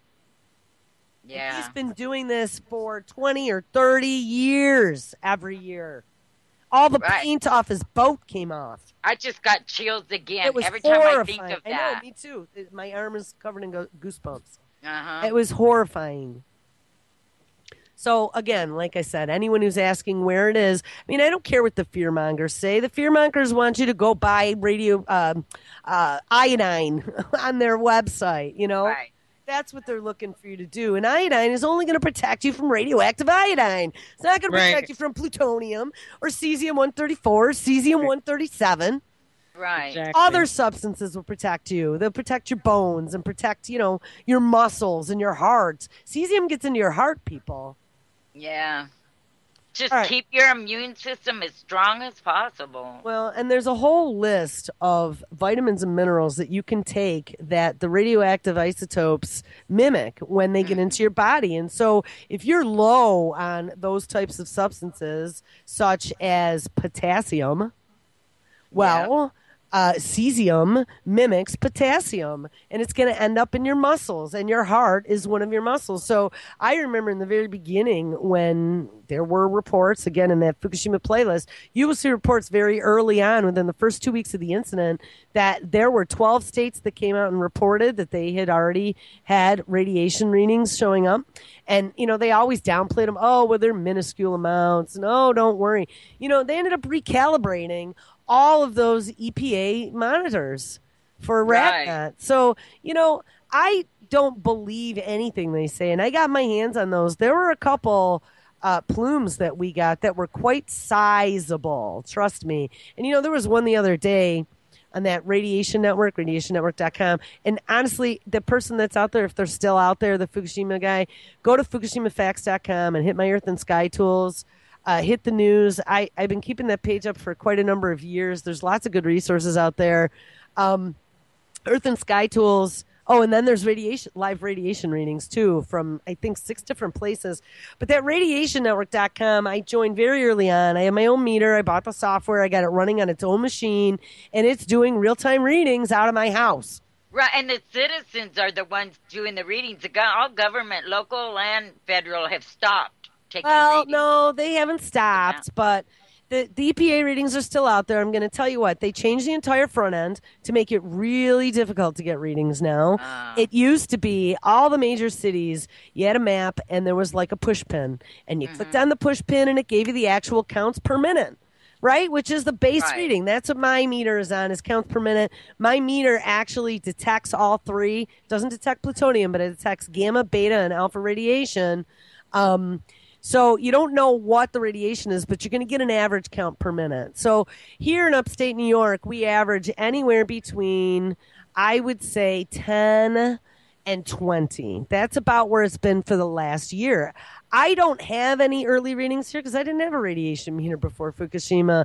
But I can tell you, our highest hit was about 39.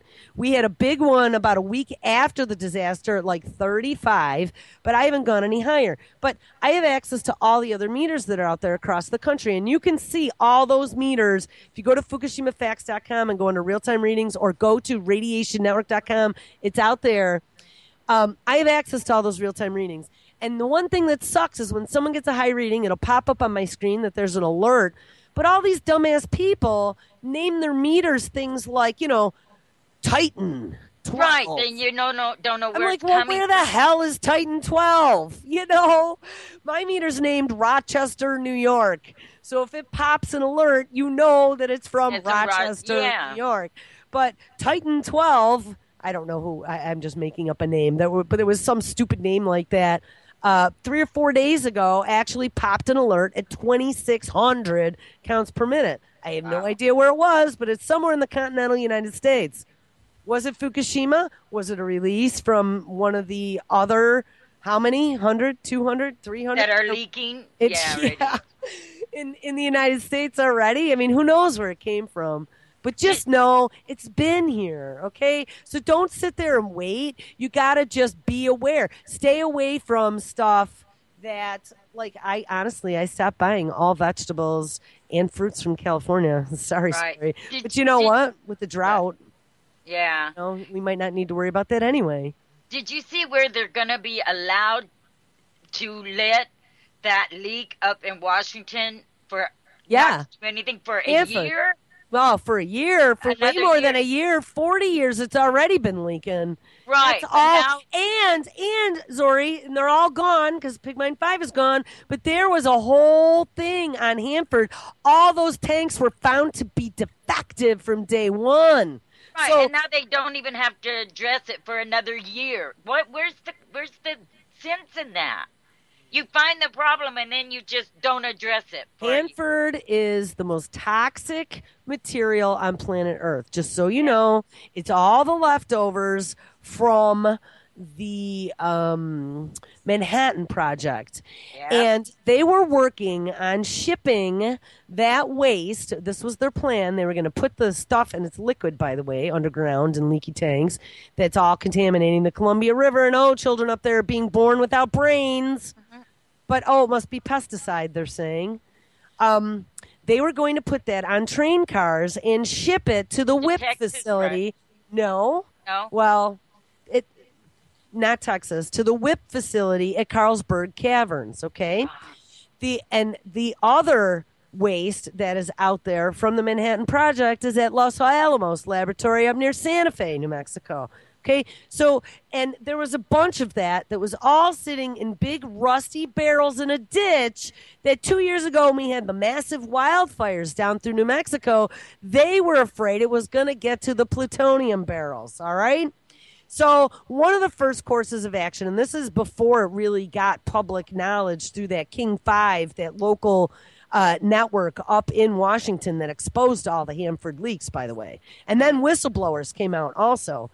But that was why they decided that one of the first orders of business was to get all of that plutonium in barrels that was sitting at Los Alamos into the WIP facility down in the Carlsberg Caverns. Well, lo and behold, we've seen all about it, right, on Valentine's Day. And actually, it was like 10 days before that they had the fire that they said, was nothing to do with it and bullshit.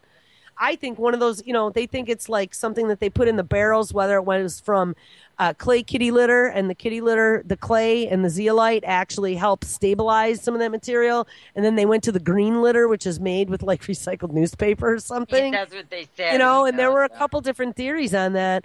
But the barrels started exploding, even though none of the radioactive material was supposed to be able to leak out from those caverns. It did. They say that it's still leaking, by the way. Did you know that? Actually, Libby's show from last week, and it's up on our YouTube channel, youtube.com/UCYTV. It's episode 171. She actually does her third follow-up interview with Don Hancock, who's the guy down in New Mexico that's following the whole WIP story. So if anyone wants to get an update on that, I would highly recommend catching that episode.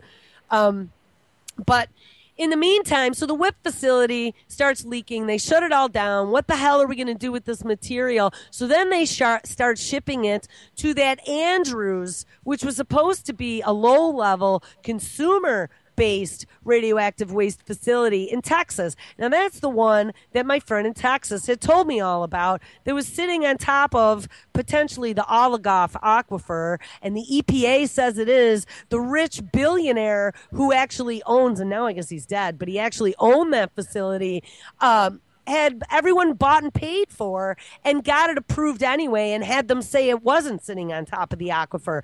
That aquifer feeds, I believe, 9 states. Okay? Yeah, it does, a lot. And it's owned by T. Boone Pickens, no less. Yeah, of all people. He owns all the water. Yeah, he does. So, anyway, because of this whole WIP facility incident, in the meantime, the Hanford leaks came out. Well, guess what? There's nowhere to freaking put it now because WIP is shut down. And Texas, in the Andrews facility, they're all sitting at above ground. So now there are some of these barrels with potential to explode, by the way, sitting in an above ground facility in Andrews, West Texas.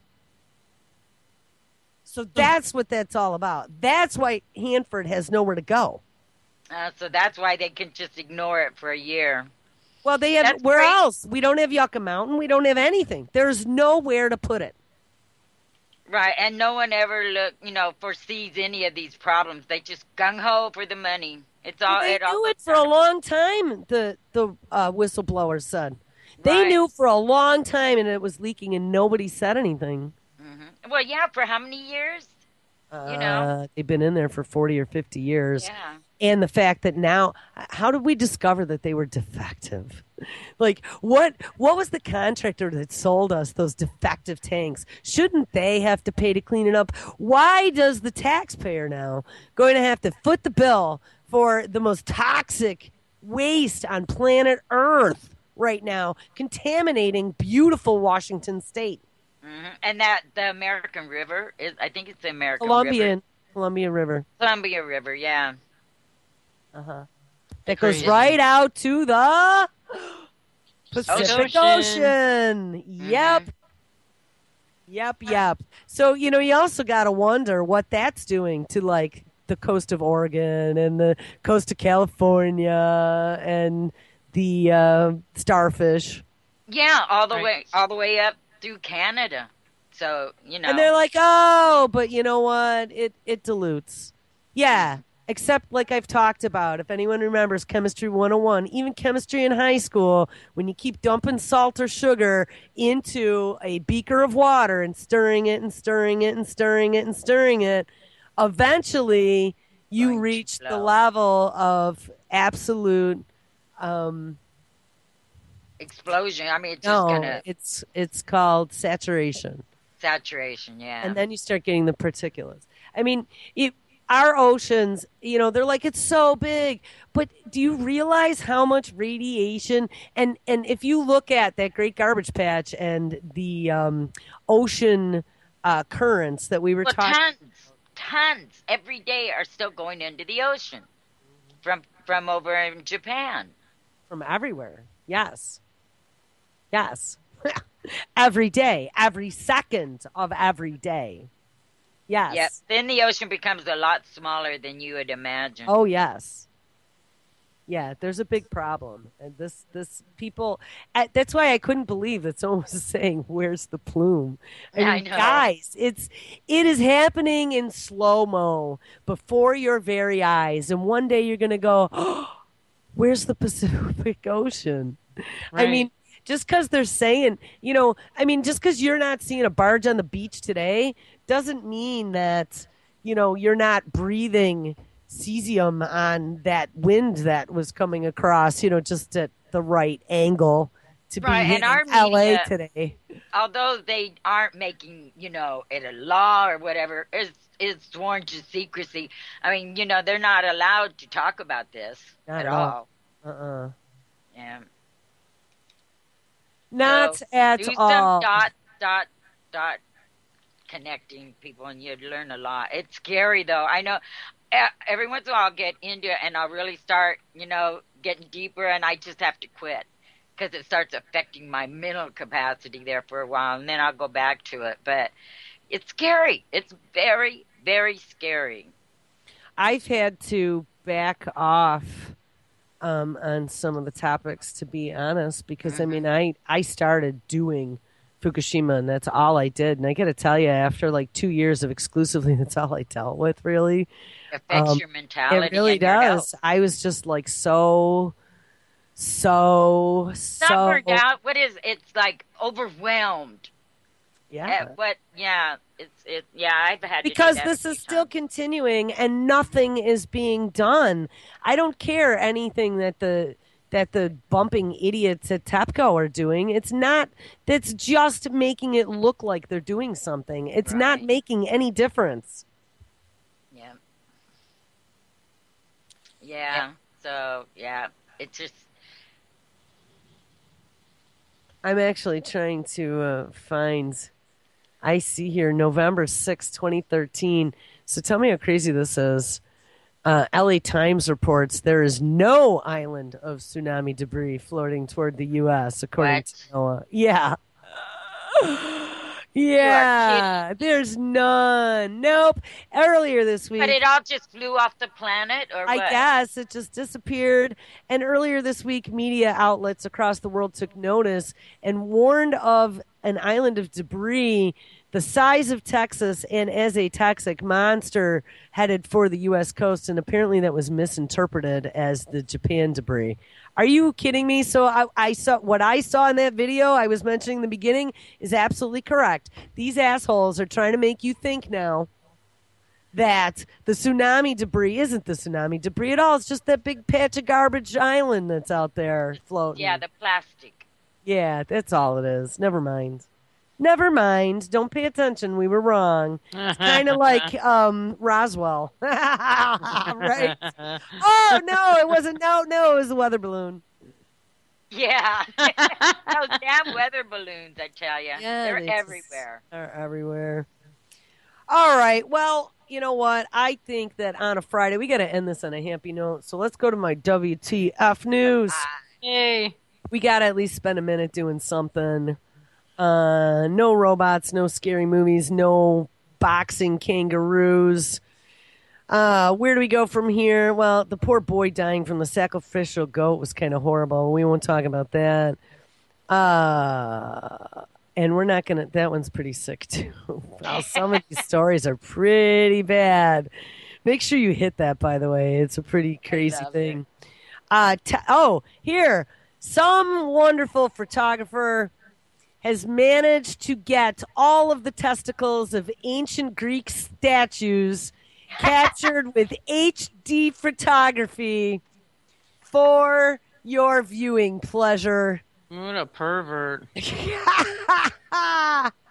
And Google hires a camel for street view images of Liwa Desert. So there you go, people. They hired a camel, and the camel's got a big camera on his back, and he is getting us close-up and personal pictures of the Liwa Desert for Google Earth. So how freaking awesome is that? All right, ladies, thank you so much for hanging out with me today for this Friday. Thank you, everyone, for listening. Make sure you all stick around. Friday night is Levon night. Josh is on tonight live, too, at 6. Hopefully we get Mr. Jack Blood and John Stokes on today. And then we got Dr. Simon and Brandon Turberville's Truth on the Tracks replay, and Mr. Webster Tarp will be his guest. All right, guys.